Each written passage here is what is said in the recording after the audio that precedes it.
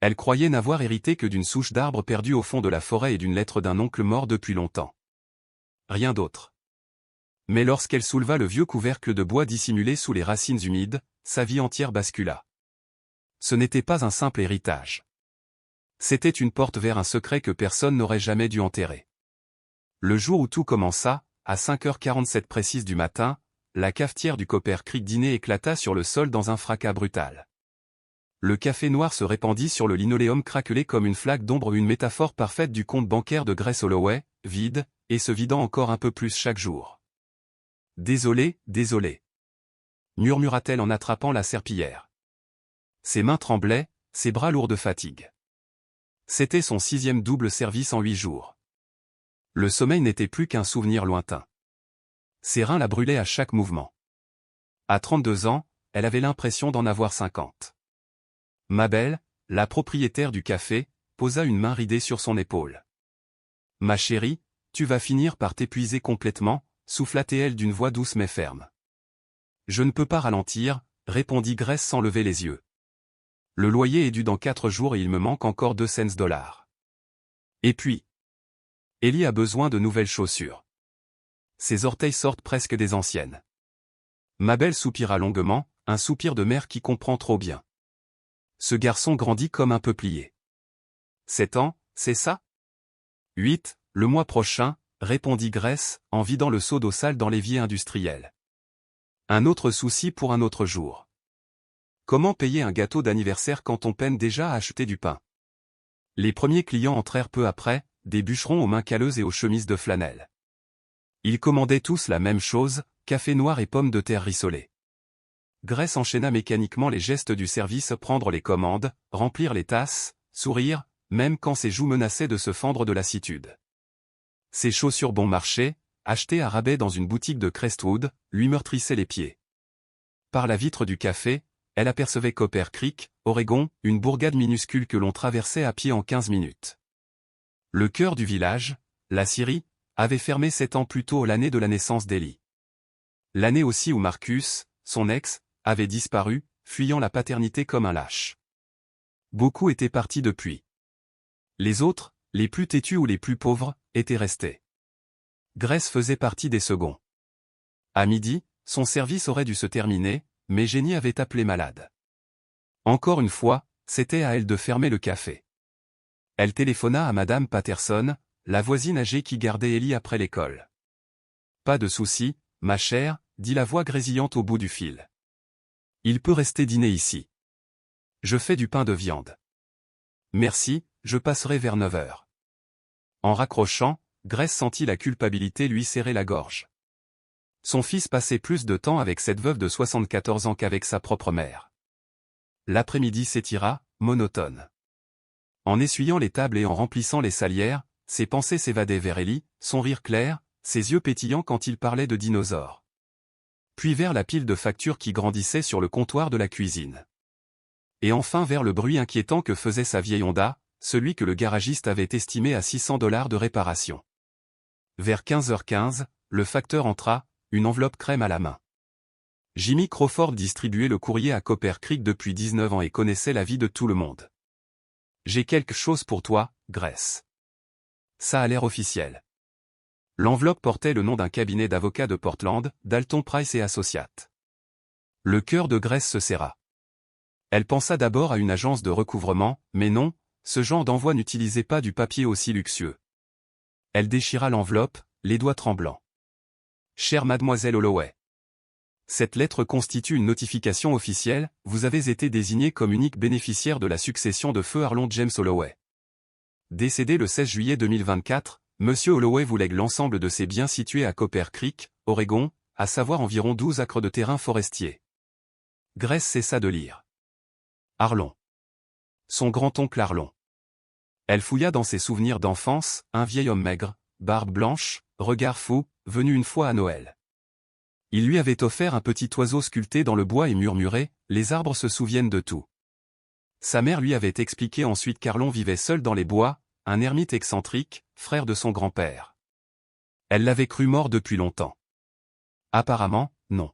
« Tout va bien, ma fille ?» demanda Mabel, inquiète. J'ai hérité de quelque chose. D'un grand-oncle. Eh bien, c'est une bonne nouvelle, non? Grace reprit sa lecture. L'avis précisait qu'elle devait se rendre au cabinet à Portland pour signer les papiers, mais que la propriété lui appartenait déjà légalement, 12 acres de forêt. Son esprit fit aussitôt le calcul, combien cela pouvait-il valoir? Assez pour payer le loyer? Réparer la voiture? Offrir enfin à Ellie un vrai anniversaire? Puis elle tomba sur le dernier paragraphe, beaucoup plus étrange. Veuillez noter que M. Holloway a laissé des instructions spécifiques concernant la propriété. En raison de son isolement et de la nature inhabituelle des structures présentes, nous n'avons pas pu en réaliser un relevé complet. Nous vous recommandons de visiter le site dès que possible. Structure? Il y avait donc des bâtiments? Grace déplia la seconde feuille. C'était une carte dessinée à la main, une route serpentant depuis la Highway 12 jusqu'à un point marqué d'un grand X, accompagné de 2 mots écrits d'une encre presque effacée, The Stump, la souche. Ce soir-là, après avoir terminé sa journée éreintante à 21h30, Grace alla chercher Ellie chez Madame Patterson. Il dormait à moitié sur le canapé, déjà en pyjama, les cheveux en bataille. « Maman !» lança-t-il en la voyant. « Eh, mon petit dinosaure !» dit-elle en le serrant contre elle. « Tu t'es bien amusé. »« Oui. J'ai aidé Madame Patterson à faire le pain de viande. J'ai écrasé la viande avec mes mains. » Grace rit doucement, son cœur se réchauffant malgré la fatigue. Elle remercia la vieille dame, puis porta son fils endormi jusqu'à la voiture. La nuit était claire, le ciel constellé d'étoiles. En montant la colline qui menait chez elle, elle pensa à cette carte, à cet héritage sorti de nulle part. Une forêt. 12 acres. Peut-être la chance d'un nouveau départ. Mais quelque chose, au fond d'elle, résistait à la joie. Pourquoi un vieil homme qu'elle n'avait presque pas connu lui aurait-il tout légué? Et que signifiaient ces structures inhabituelles? Plus tard, dans leur petit appartement, elle posa la lettre sur la table de la cuisine. Ellie dormait profondément. La lampe projetait une lumière dorée sur le papier. Les mots « The Stump » semblaient vibrer, presque respirer. Elle prit la carte entre ses mains. Un dessin simple, mais précis, comme un message codé. Son regard glissa sur les contours du terrain, sur la route forestière qu'elle connaissait vaguement, un endroit reculé, à une trentaine de minutes de Copper Creek, là où les pins forment une muraille verte. Elle se souvenait d'avoir entendu les anciens du village parler de cette zone, des histoires de bruits étranges, de lumière dans la forêt, de bûcherons qui refusaient d'y travailler. Grace secoua la tête. Des superstitions. Ce qu'elle voyait, c'était une possibilité, vendre le terrain, payer les dettes, offrir à son fils une vie meilleure. Pourtant, en elle, quelque chose frémissait d'une intuition, un avertissement doux mais persistant. Et dans la lumière vacillante de la cuisine, elle jura entendre un murmure, à peine perceptible, venu de la carte elle-même, un souffle d'air, un chuchotement sylvestre qui semblait répéter les mots de son oncle disparu. Les arbres se souviennent de tout. Grace serra le papier contre sa poitrine. Demain, elle irait voir cette fameuse souche. Elle ignorait encore qu'en ouvrant ce vieux couvercle de bois, elle ne trouverait pas un simple héritage mais une vérité enfouie depuis des générations, une histoire que la forêt elle-même avait gardée vivante. Grace remercia chaleureusement sa voisine, promettant de lui rendre l'argent du dîner. Comme toujours, Madame Patterson balaya cette promesse d'un geste de la main, le sourire indulgent. Mère et fils parcoururent les quelques mètres qui les séparaient de leur propre maison, une location minuscule dont la peinture écaillée s'effritait sous la pluie d'octobre. Le porche penchait légèrement vers la gauche, grinçant à chaque pas. Une fois Ellie bordée dans son lit, après 3 chapitres d'un livre sur un tricératops courageux, Grace s'assit à la table de la cuisine. Devant elle, la lettre et la carte que son oncle Arlon lui avait laissée s'étalaient sous la lumière tremblotante de l'ampoule. La lampe clignota une fois de plus. Encore une chose à réparer, pensa-t-elle, mais qu'elle n'aurait sans doute pas les moyens de faire. Son doigt suivit lentement le tracé de la route dessinée sur la carte. Le terrain se trouvait à environ 8 miles de la ville, le long de Old Sawmill Road. Elle pourrait s'y rendre demain, son premier jour de congé depuis plus d'une semaine. Mais qu'espérait-elle y découvrir? Arlon avait toujours été étrange. Tout le monde le disait. Petite, elle se souvenait des chuchotements des adultes. Le vieux fou Arlon, celui qui vivait seul dans la forêt, construisant on ne savait quoi avec des outils rouillés et des idées venues d'ailleurs. Pourtant, 12 acres restaient 12 acres. Même si ce n'était que de la forêt sans valeur, quelqu'un pourrait bien vouloir les acheter. Cette nuit-là, le sommeil la fuyait. Son esprit tournait sans répit, partagé entre l'espoir et la crainte. À 6 heures du matin, elle abandonna l'idée de dormir et fit couler le café. À 7 heures, Ellie apparut dans la cuisine, les cheveux ébouriffés, réclamant des pancakes. On part à l'aventure aujourd'hui, lui dit-elle en versant la pâte dans la poêle, un peu trop liquide, elle l'avait allongée avec de l'eau pour en faire durer la farine. Quelle aventure, demanda l'enfant, les yeux brillants. On va voir un terrain qui appartenait à ton arrière-arrière-oncle Arlon. C'est quoi, un arrière-arrière-oncle? Quelqu'un de notre famille, d'il y a très longtemps. Il vivait dans la forêt, un peu comme un ours. Ellie rit. Comme un ours. Ils partirent à 8h30 à bord de leur vieille Honda, qui consentit à démarrer au 3e essai. La route longeait l'autoroute 12 vers le nord, avant de bifurquer sur Old Sawmill Road, une piste de terre crevassée que les années avaient presque effacée. La voiture cahotait, gémissant sur chaque ornière. Des sapins de Douglas se dressaient de part et d'autre, montant si haut qu'ils semblaient se perdre dans le ciel gris. En Oregon, en octobre, la pluie n'était jamais bien loin. On est presque arrivé, demanda Ellie pour la 4e fois. Presque, mon cœur. D'après la carte, il fallait repérer un tronc abattu avec un X rouge peint dessus. Grace faillit passer devant sans le voir, mais aperçut le signe à la dernière seconde. Elle tourna sur ce qui ressemblait à peine à un chemin, plutôt une trace ancienne, un souvenir de route englouti par le temps. Les branches griffaient la carrosserie, et Grace serra les dents, priant pour que la peinture tienne encore un peu. Après quelques centaines de mètres, le sentier s'élargit soudain en une petite clairière. Elle coupa le moteur. Allez, mon bonhomme. On continue à pied. Le silence de la forêt les enveloppa aussitôt, seulement troublé par le goutte-à-goutte de l'eau sur les feuilles et le cri lointain d'une corneille. Grace prit la main d'Ellie, et ensemble ils suivirent un étroit sentier bordé de pierres blanchies à la chaux. Les arbres, immenses, semblaient des piliers de cathédrale. L'air sentait la terre humide, les feuilles en décomposition, la vie renaissante sous la mousse. Puis, soudain, ils la virent. Waouh! Souffla Ellie. D'abord, Grace crut à une colline couverte de mousse. Mais en s'approchant, elle comprit. Ce n'était pas une colline, mais la souche d'un arbre. Une souche si vaste qu'elle en resta muette, 25 pieds de diamètre, peut-être plus. Le bois, patiné par les pluies et les saisons, avait pris une teinte argentée. Des rainures profondes, sculptées par le temps, parcouraient sa surface, et la mousse y dessinait de petites vallées verdoyantes. De fines fougères poussaient dans les crevasses. Il devait être énorme, cet arbre, murmura Ellie. Oui. Des centaines d'années, sans doute. Ils firent le tour de la souche et c'est alors que Grace la vit. Une porte. Elle se figea. Ce n'était pas une porte ordinaire, elle semblait faire partie du bois lui-même, taillé dans le tronc avec une précision troublante. Haute d'un peu plus d'1,80 m, large de près d'1,20 m, elle portait sur sa surface des motifs entrelacés et des lignes sinueuses semblables à des racines, à des veines, ou à des rivières miniatures. Tout semblait couler, vivant. En son centre, un heurtoir de fer noirci par le temps. « Tu crois que quelqu'un vit là-dedans » demanda Ellie à voix basse. Grace s'avança, le cœur battant. C'était forcément l'œuvre de Arlon. Elle posa la main sur le bois. Sous ses doigts, les gravures étaient lisses, polies par les intempéries, mais empreintes d'une finesse presque humaine. Certaines formes ressemblaient à des lettres, d'autres à des symboles qu'elle ne reconnaissait pas. Elle prit une grande inspiration et tira doucement la poignée. La porte résista un instant, gonflée par l'humidité, puis s'ouvrit dans un gémissement de bois ancien. Un souffle d'air froid s'en échappa, chargé d'une odeur de terre, de mousse et d'autre chose, quelque chose d'ancien, de vert, de vivant. « Reste près de moi » murmura-t-elle à Ellie, sortant son téléphone pour allumer la lampe torche. Derrière la porte s'ouvrait un tunnel de ténèbres. Elle entra prudemment, le faisceau de lumière tremblant dans l'obscurité. Les parois, entièrement de bois, formaient un cercle parfait d'environ 2,50 m de diamètre.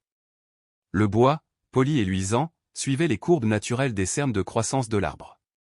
Au centre du sol, une autre ouverture. Une trappe. Grace s'agenouilla, balayant la poussière et les feuilles mortes. Autour de la poignée de fer, des mots étaient gravés dans le bois. Ce qui pousse dessous porte plus que des racines. Ellie serra sa main. Maman, j'aime pas ça. Grace non plus. Mais la curiosité, mêlée à l'espoir insensé que ce lieu puisse changer quelque chose à leur vie, la poussa à agir. Elle tira la trappe. Lourde, mais équilibrée, elle se souleva dans un grincement discret. En dessous, un escalier en colimaçon descendait dans l'obscurité. Les marches, taillées dans le même bois continu, semblaient solides malgré leur âge. « On va descendre ?» demanda Ellie, tout petit. « Juste pour jeter un coup d'œil. Si c'est trop effrayant, on remonte tout de suite. »« D'accord ? D'accord. » Grace prit la tête, posant prudemment un pied après l'autre. L'air se faisait plus frais, mais pas glacé, c'était la fraîcheur de la terre profonde, celle qui respire sans jamais voir le soleil. Les murs étaient couverts de sculptures, animaux, rivières, montagnes, arbres, un monde entier gravé dans le bois vivant. Le silence était total, seulement ponctué du craquement lointain du tronc au-dessus. Après une descente qui sembla interminable 30 secondes, peut-être, les marches débouchèrent sur un vaste espace. Grace resta pétrifiée. « Mon Dieu !» murmura-t-elle. La salle s'étendait sous ses yeux, immense, impossible. Elle ne pouvait pas se trouver entièrement sous la souche, c'était trop vaste. Au moins 12 mètres de diamètre, avec un plafond en dôme s'élevant à 6 mètres au-dessus d'eux. Mais le plus extraordinaire, c'était la matière même du lieu. Tout au mur, sol, voûte était fait de bois. Pas de planches ni de poutres, mais d'une seule et même substance, sculptée comme si la racine entière de l'arbre avait été creusée de l'intérieur. Les parois ondulaient, respirant presque, imitant les courbes d'un être vivant. Des arcs de racines massives formaient la voûte, tels les arcs-boutants d'une cathédrale végétale. Et, suspendus à ces arcs, pendaient des fragments translucides. Grace leva la lampe. Ce n'étaient pas des cristaux. C'étaient des morceaux d'ambre clair, pur, emprisonnant parfois une bulle d'air ou une tache dorée. Des dizaines, peut-être des centaines. Et chacun d'eux diffusait une lueur douce, dorée, comme si la lumière venait du cœur même du bois. Ellie leva les yeux, bouche bée. « Maman, pourquoi ça brille ?» Grace n'avait aucune réponse. Seul le silence murmura autour d'eux, un silence vivant, vibrant, comme si la forêt entière retenait son souffle. Elle sentit alors quelque chose de profond se réveiller sous ses pieds, un frémissement imperceptible, comme le battement lent d'un cœur endormi. Et, pour la première fois depuis longtemps, Grace eut la certitude que la vie à la vraie venait de commencer. Les fragments d'ambre brillaient d'eux-mêmes, sans fil, sans électricité, comme s'ils gardaient en eux la mémoire lumineuse de l'arbre dont ils étaient issus. La pièce était simple, presque monastique. Contre un mur, un établi chargé d'outils et ciseaux, scie, rabots parfaitement alignés, comme s'ils attendaient encore la main de leur maître. Des étagères creusées directement dans la paroi racinaire portaient des livres, des bocaux et des boîtes dont le contenu semblait appartenir à un autre temps. Dans un coin, un lit rudimentaire, fait de branches liées ensemble, reposait sur le sol de terre battue.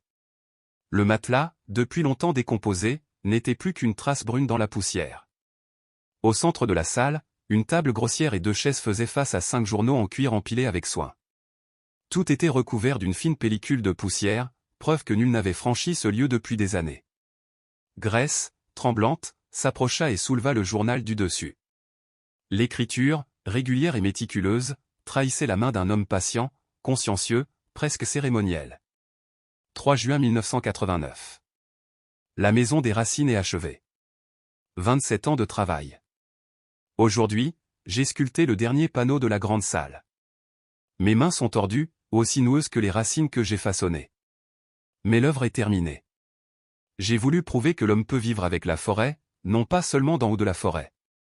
Chaque centimètre de cette maison provient d'un seul arbre, un ancien géant déjà mourant quand je l'ai trouvé. Plutôt que de le laisser pourrir ou d'attendre qu'on le débite pour le profit, je lui ai offert une nouvelle existence. Ses racines descendent à 40 mètres sous terre, je les ai suivies toutes. J'ai creusé ses flancs, transformé sa lente décomposition en demeure. Grace sentit un frisson lui parcourir le dos. Mon frère m'a traité de fou. Tout le village s'est moqué. Mais ils n'ont rien compris. Ce n'est pas de la folie. C'est une trace. Un héritage. Les pages suivantes parlaient de techniques de construction, de ces mystérieux morceaux d'ambre qui n'étaient autres que la sève pétrifiée de l'arbre originel, et des réflexions d'Arlon sur la manière de rendre à la terre ce qu'on lui prend. Puis elle tomba sur un passage qui lui glaça le sang. 19 août 1992. Ils sont revenus. Ceux qui cherchent l'or avec le sang. Ils ont entendu parler de la maison, de ce qu'elle renfermerait. Idiot. Il croit qu'un trésor s'y cache or, argent, pierre. Il ne voit pas que le trésor, c'est la maison elle-même. Mais ils sont dangereux. Ils m'ont menacé. Alors j'ai placé des protections. Ceux qui approcheront avec de mauvaises intentions ne trouveront que confusion. Les racines savent qui appartient ici, et qui n'a rien à y faire. Grace referma le journal, le cœur battant. Des protections? Des racines qui se souviennent? Elle promena son regard autour d'elle. Ce lieu n'était pas seulement une construction étrange nichée dans le flanc d'un arbre. C'était autre chose. Quelque chose d'entre l'art, la prière et le mystère. « Maman, regarde » s'écria Ellie. L'enfant venait de découvrir une ouverture masquée par un rideau de branches tressées. Grace écarta le rideau et entra dans une seconde pièce, plus petite, qui semblait servir de réserve. Des boîtes alignées contre les murs renfermaient des bocaux de nourriture tournés en poussière, des chandelles jaunies, et des liasses de papier. Elle ouvrit l'une d'elles, des lettres, des documents, des photographies.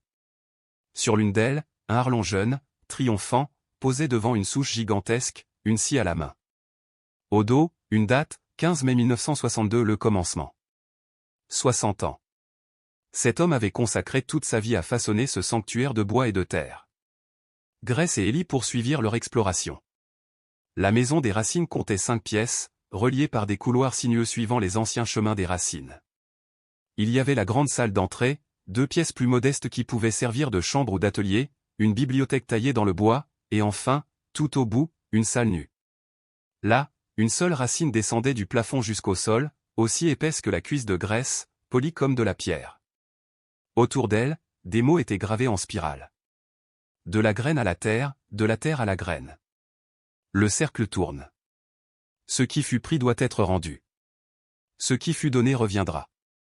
On dirait une église, murmura Ellie, la voix résonnant doucement dans le silence. Oui, répondit Grace dans un souffle. C'en est peut-être une. Ils revinrent à la grande salle. Grace s'assit à la table et se remit à lire.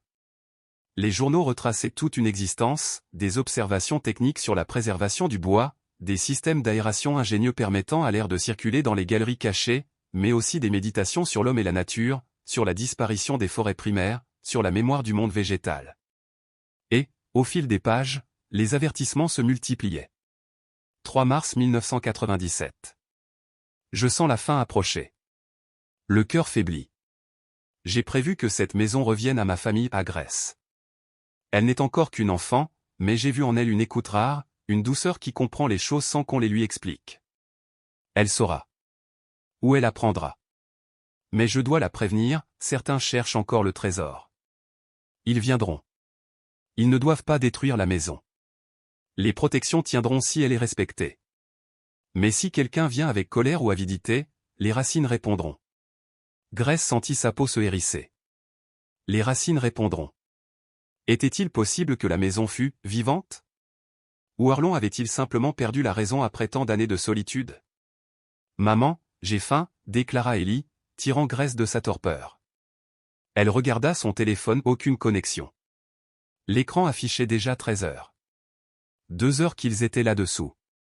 Allez, mon grand. On va manger en ville, et ensuite on verra ce qu'on fait de tout ça. Ils remontèrent par l'escalier en colimaçon. La lumière du jour, froide et pure, les enveloppa.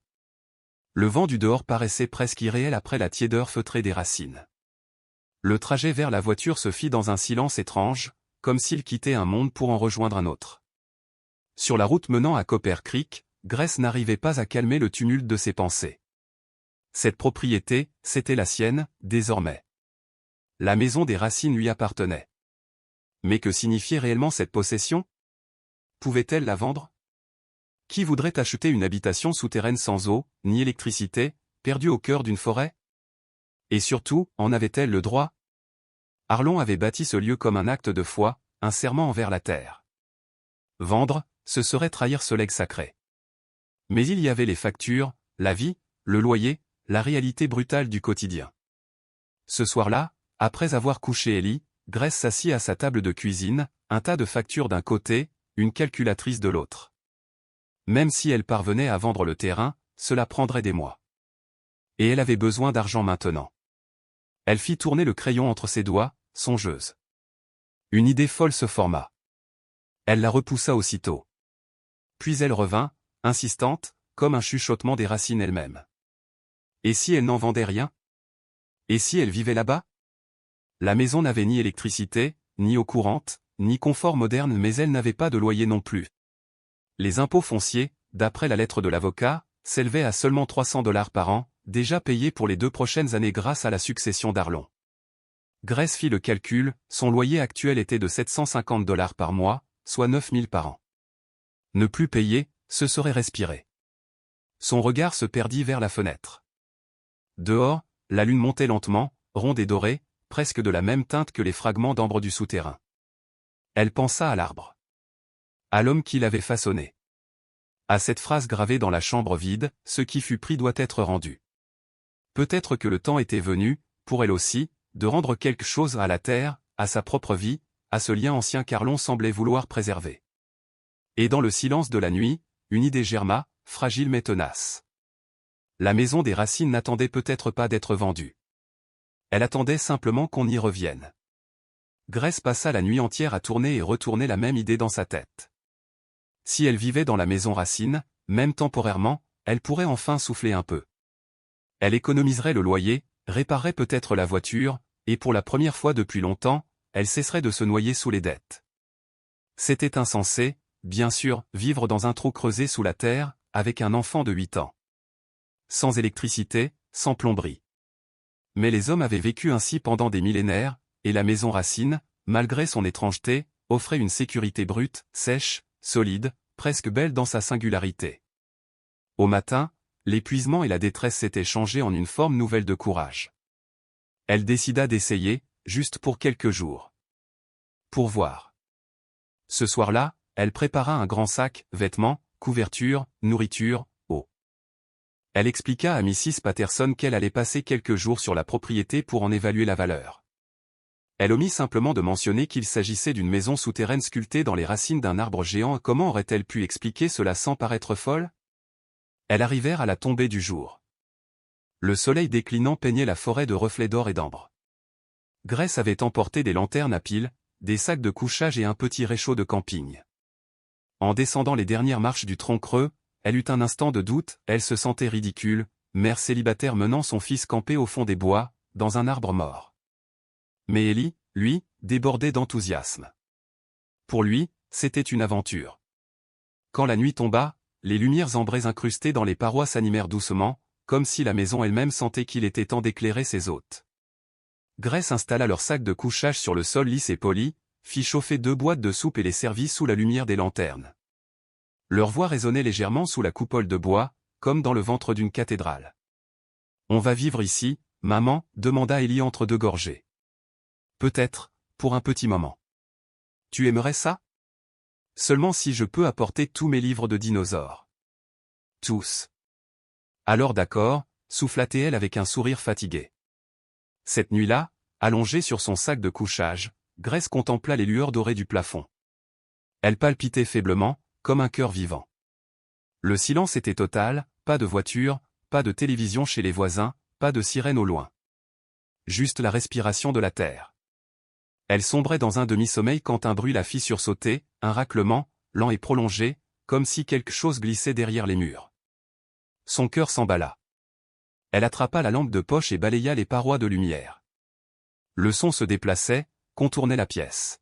« Maman ?» murmura Ellie d'une voix tremblante. « Ce n'est rien, mon chéri, sûrement la maison qui travaille. » Mais sa voix trahissait sa peur. Le raclement continua, régulier, jusqu'à ce qu'un des réseaux de racines incrustés dans le mur semble bouger. Oui, bouger. Le bois ondulait comme de l'eau sous la lumière vacillante. Puis tout s'arrêta. Silence. Plus un souffle. Grace resta éveillée jusqu'à l'aube, scrutant les murs, les oreilles aux aguets. Rien d'autre ne se produisit. Le lendemain matin, les rayons filtrant par les conduits d'aération baignaient la pièce d'une lumière douce. Tout paraissait normal, solide. Elle toucha la paroi à l'endroit où elle avait cru voir le mouvement, le bois était ferme et froid. Fatigue, imagination, stress. Elle tenta de se convaincre qu'elle avait rêvé. Mais les mots de son oncle Arlon lui revinrent en mémoire, les racines répondront. Alors, la maison Racine n'était peut-être pas vide. Elle écoutait. Le troisième jour, la pluie tombait drue sur la terre au-dessus d'eux. Le son en était feutré, apaisant, comme une berceuse lointaine. Les lumières ambrées pulsaient doucement, désormais presque rassurantes. Depuis cette première nuit, plus aucun bruit étrange. Grace commençait à se dire qu'elle avait imaginé toute la scène. Ellie dormait encore, recroquevillée dans son sac, son livre de dinosaures serré contre lui. Elle se leva sans bruit, les muscles endoloris par le sol dur. Si elle voulait rester ici, il fallait rendre l'endroit plus vivable, un peu de confort, une solution d'eau, un semblant de routine. Les allers-retours entre la maison louée et la forêt s'étaient enchaînés. Le coffre de sa vieille Honda débordait de couvertures, vêtements, casseroles, jouets. Mrs. Patterson la regardait d'un air inquiet, mais l'aida quand même. Parfois, ma fille, faut faire des choses étranges pour survivre, avait dit la vieille dame en serrant sa main. Le Seigneur sait que j'en ai fait, moi aussi. Grace avait fini par donner son préavis au propriétaire.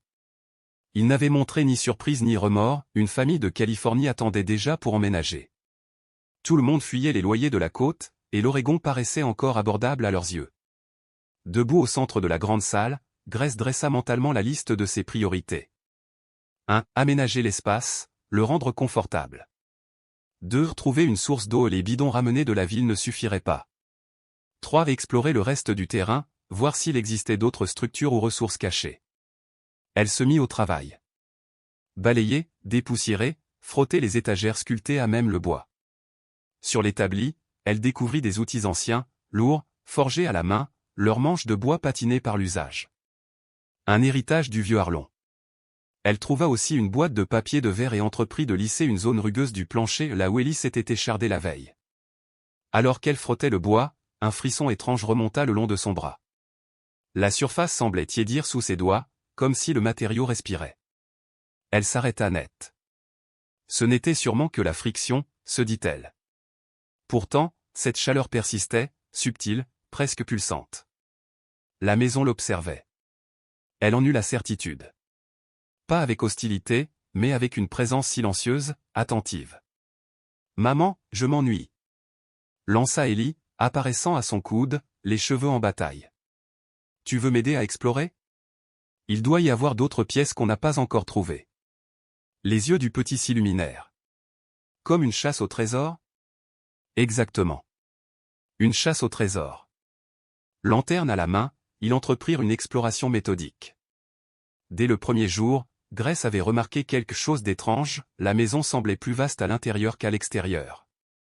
Le tronc au-dessus mesurait à peine 8 mètres de diamètre, mais la grande salle en faisait presque le double. Où se cachait le reste ? Dans une petite pièce tapissée d'étagères couvertes de livres, elle remarqua une irrégularité dans le mur du fond, une courbe étrange, un renfoncement subtil. Elle passa la main sur le bois lisse, cherchant une jointure. Là. Une fine ligne, presque invisible, traçait un rectangle parfait. Ellie, approche la lanterne. Sous la lueur dorée, elle appuya doucement. Un déclic se fit entendre, puis la paroi pivota lentement vers l'intérieur. Un souffle d'air frais s'en échappa, porteur d'une odeur de terre humide. « Waouh !» fit Ellie, émerveillée. Derrière la cloison s'ouvrait un couloir étroit, 3 pieds de large à peine, qui s'enfonçait en pente douce. Les parois ici n'étaient plus polies, elles semblaient taillées à la hâte, ou peut-être dissimulées volontairement. « Reste tout près de moi », dit Grace d'une voix qu'elle voulut ferme. Son cœur battait à tout rompre. Les avertissements dans le journal d'Arlon lui revinrent à l'esprit, certains passages ne doivent être ouverts qu'à ceux qui comprennent. Et si des pièges gardaient encore les secrets du constructeur ? Et si le tunnel s'effondrait ? Mais la curiosité la poussa en avant. Leurs pas résonnaient faiblement. La lumière vacillante dessinait des ombres mouvantes sur les parois de racines tressées. Le passage descendait encore une dizaine de mètres avant de déboucher sur une petite chambre, pas plus grande qu'un placard. Au centre, incrustée dans le sol de bois sombre, se dessinait une trappe. Différente de celle par laquelle elles étaient entrées. Plus ancienne, peut-être. Ou plus importante. Grace s'agenouilla, passa sa main sur le contour. Le bois vibra légèrement, comme une réponse. Derrière elle, Ellie chuchota. « Maman, tu crois qu'il y a quoi, là-dessous ? Elle inspira profondément, sentant à la fois la peur et la promesse d'une découverte. Je ne sais pas encore, mon cœur. Mais je crois que nous allons le découvrir. La lumière ambrée semblait se concentrer autour d'eux, plus vive, presque consciente. Comme si la maison racine elle-même retenait son souffle. Et dans ce silence vibrant, sous des mètres de terre et de racines anciennes, Gress comprit enfin, ce lieu n'était pas un simple abri. C'était un être vivant, sculpté pour écouter, observer, et peut-être même choisir ceux qu'il acceptait en son sein. Elle posa la main sur la trappe. Le bois était tiède, palpitant doucement sous sa paume. Un battement. 2. Comme un cœur endormi qui s'éveillait lentement. Et la maison, dans un murmure presque imperceptible, sembla lui dire « Entre ». La trappe était renforcée par des bandes de fer, verrouillée par un lourd cadenas rongé par la rouille. Lorsque Gress tira dessus, le métal se désagrégea dans ses mains. « On l'ouvre » murmura Ellie, la voix tremblante. Gress hésita. Tout en elle criait que c'était une erreur. Mais elles étaient venues jusqu'ici. Et peut-être, juste peut-être, quelque chose là-dessous pouvait les aider. Elle saisit l'anneau de fer et tira. La trappe, étonnamment lourde, gémit légèrement avant de s'ouvrir. Une odeur métallique monta du vide noir, un mélange de rouille, de sang séché et de vieux produits chimiques. « Je n'aime pas ça », dit Ellie, se serrant contre sa mère. « Moi non plus. Mais regardons juste un instant. » Gress dirigea la lanterne vers l'ouverture. Une échelle, faite de barreaux de fer, descendait dans l'obscurité. Les parois n'étaient plus de bois, mais de terre nue, soutenues par d'épaisses poutres. C'était plus ancien que le reste de la maison ou construit dans un autre but, plus secret, plus grave. Elle posa le pied sur le premier barreau. Il tint bon. Elle leva les yeux vers Ellie. « Tu restes ici. Je vais voir seule. »« Non. Ne me laisse pas. » Elle n'avait jamais entendu une telle panique dans sa voix. Gress se pencha, l'enlaça fort. « D'accord, on y va ensemble. Mais tu ne lâches pas ma main, compris ?» Ellie hocha la tête, les larmes aux yeux. Gress descendit la première, lentement, testant chaque barreau. Ellie la suivait, agrippée à ses épaules. Après une quinzaine de pieds, ses bottes touchèrent le sol. Elle balaya la lanterne autour d'elle et retint son souffle. Il se trouvait dans une chambre circulaire taillée à même la terre et la pierre, d'une douzaine de pieds de diamètre. Le plafond, bas, était soutenu par d'antiques poutres de chêne, noircies par le temps. Mais ce qui lui coupa le souffle, ce furent les coffres. 5 immenses coffres de chêne, cerclés de fer, posés contre les parois comme de lourdes bêtes endormies. Leur surface luisait d'humidité sous la fine poussière. Gress s'approcha du premier, prudente, comme s'il pouvait s'animer et la mordre. Il n'était pas verrouillé. Un simple loquet. Elle le souleva. Les gonds hurlèrent, puis le couvercle céda. « Mon Dieu » souffla-t-elle. À l'intérieur, parfaitement empilés, des lingots d'or. Solides, massifs, irréels. La lumière de la lanterne les fit briller d'un éclat chaud et presque vivant. Chacun mesurait la taille d'une brique. Gress en prit un, il pesait si lourd qu'elle le laissa retomber un instant avant de réussir à le soulever à 2 mains. Gravé à sa surface, US Treasury 1933. C'est de l'or ? Balbutia Ellie, bouche bée. Je ne sais pas, répondit-elle, incrédule. Ça ne peut pas être vrai. Mais c'était bien réel. Le poids, le froid du métal, le sceau officiel. Elle ouvrit un autre coffre, puis un autre. Tous remplis à ras-bord de lingots. Des dizaines, peut-être des centaines. Elle tenta de compter, mais son esprit s'embrouilla. 30, 40 par coffre. 5 coffres. Son cœur battait si fort qu'elle crut qu'il allait exploser. Gress tomba à genoux, le lingot serré contre sa poitrine. Ce n'était pas possible. Personne ne découvrait des millions enterrés sous sa maison. C'était le genre de miracle qu'on ne voyait qu'au cinéma. Et pourtant, le métal froid dans ses mains la ramenait à la réalité. « Maman, on est riche » demanda Ellie. Gress éclata d'un rire nerveux qui résonna étrangement dans la petite caverne. Riche ? Si tout cela était vrai, ils n'étaient pas simplement riches. Ils étaient à l'abri, elle et son fils, pour le reste de leur vie et même celle de ses petits-enfants. Je ne sais pas, mon cœur. Il faut qu'on vérifie si c'est bien de l'or. Elle glissa le lingot sous son bras et remonta l'échelle, Ellie sur ses talons. De retour dans la maison, elle sentait à travers sa chemise la chaleur presque surnaturelle du métal. Comme si ce secret brûlait pour être connu. L'après-midi même, elle prit la route vers Crestwood. Le lingot, enveloppé dans une vieille serviette, reposait dans le coffre de la voiture. En cherchant sur son téléphone, elle avait trouvé une bijouterie réputée, Hillman Fine Jewelry, fondée en 1968. L'endroit semblait sûr. Une clochette tinta lorsqu'elle poussa la porte. Le magasin était petit, sobre, éclairé par des vitrines étincelantes de bagues et de montres. Un vieil homme derrière le comptoir leva la tête avec un sourire aimable. « Bonjour, madame. Que puis-je faire pour vous ? J'aimerais faire expertiser un objet. Je dois savoir si c'est vraiment de l'or. » L'homme hocha la tête. « Bien sûr, vous l'avez avec vous ?» Grace posa la serviette sur le comptoir et la déplia. Le lingot apparut, irradiant sous les néons. Le sourire du bijoutier s'évanouit. Son visage devint d'abord pâle, puis rouge, puis à nouveau livide. Il fixait le métal comme s'il venait de voir un serpent. « Où avez-vous trouvé ça ?» demanda-t-il d'une voix à peine audible. « C'est un héritage. De mon grand-oncle. » Ses mains tremblaient lorsqu'il prit le lingot. Il le retourna, examina l'inscription, inspira profondément. C'est authentique. Un lingot du trésor américain, frappé en 1933. Savez-vous ce que cela signifie ? Pas vraiment, répondit Grace. Il posa délicatement le lingot, comme s'il manipulait un explosif. En 1933, le président Roosevelt a signé le décret 6102. Tous les citoyens devaient remettre leur or à l'État en échange de papier-monnaie. L'or fut fondu, transformé en lingots comme celui-ci, puis stocké à Fort Knox. Aucun de ces lingots n'aurait dû se retrouver entre des mains privées. Jamais. Un frisson parcourut Grace. Alors, c'est volé ? Je n'en sais rien. Peut-être. Ou bien votre oncle l'a acquis légalement, d'une façon obscure. Mais ce que je peux vous dire, c'est que c'est bien réel. Ce lingot pèse environ 27 livres, ce qui correspond à 27,413. Au prix actuel du marché. Il sortit une calculatrice, ses doigts tremblant légèrement. Cela fait environ 65 000 $. Grace sentit le sol se dérober sous elle. 65 000 $ pour un seul lingot. Et elle en avait vu plus de 150. Peut-être 200. Son esprit tenta de calculer 150 fois 65 000, 9 750 000 $. Si c'était 200 lingots, 13 millions.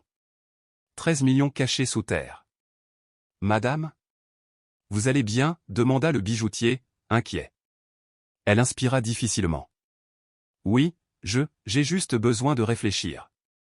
Je peux vous fournir une estimation écrite, mais je vous conseille fortement de contacter un avocat. Et peut-être les autorités. Si cet or a été acquis illégalement. Non. Elle remit précipitamment le lingot dans la serviette. Pas d'écrit. Merci pour votre aide. Avant qu'il puisse répondre, elle était déjà dehors, le cœur battant à tout rompre. Le bijoutier l'appela, mais elle ne se retourna pas. Sur la route du retour, le lingot dans le coffre lui semblait peser une tonne. Ses mains crispées sur le volant blanchissaient. Réfléchis. Garde ton sang-froid. Arlon, son grand-oncle, avait caché l'or. C'était évident. Mais d'où venait-il ?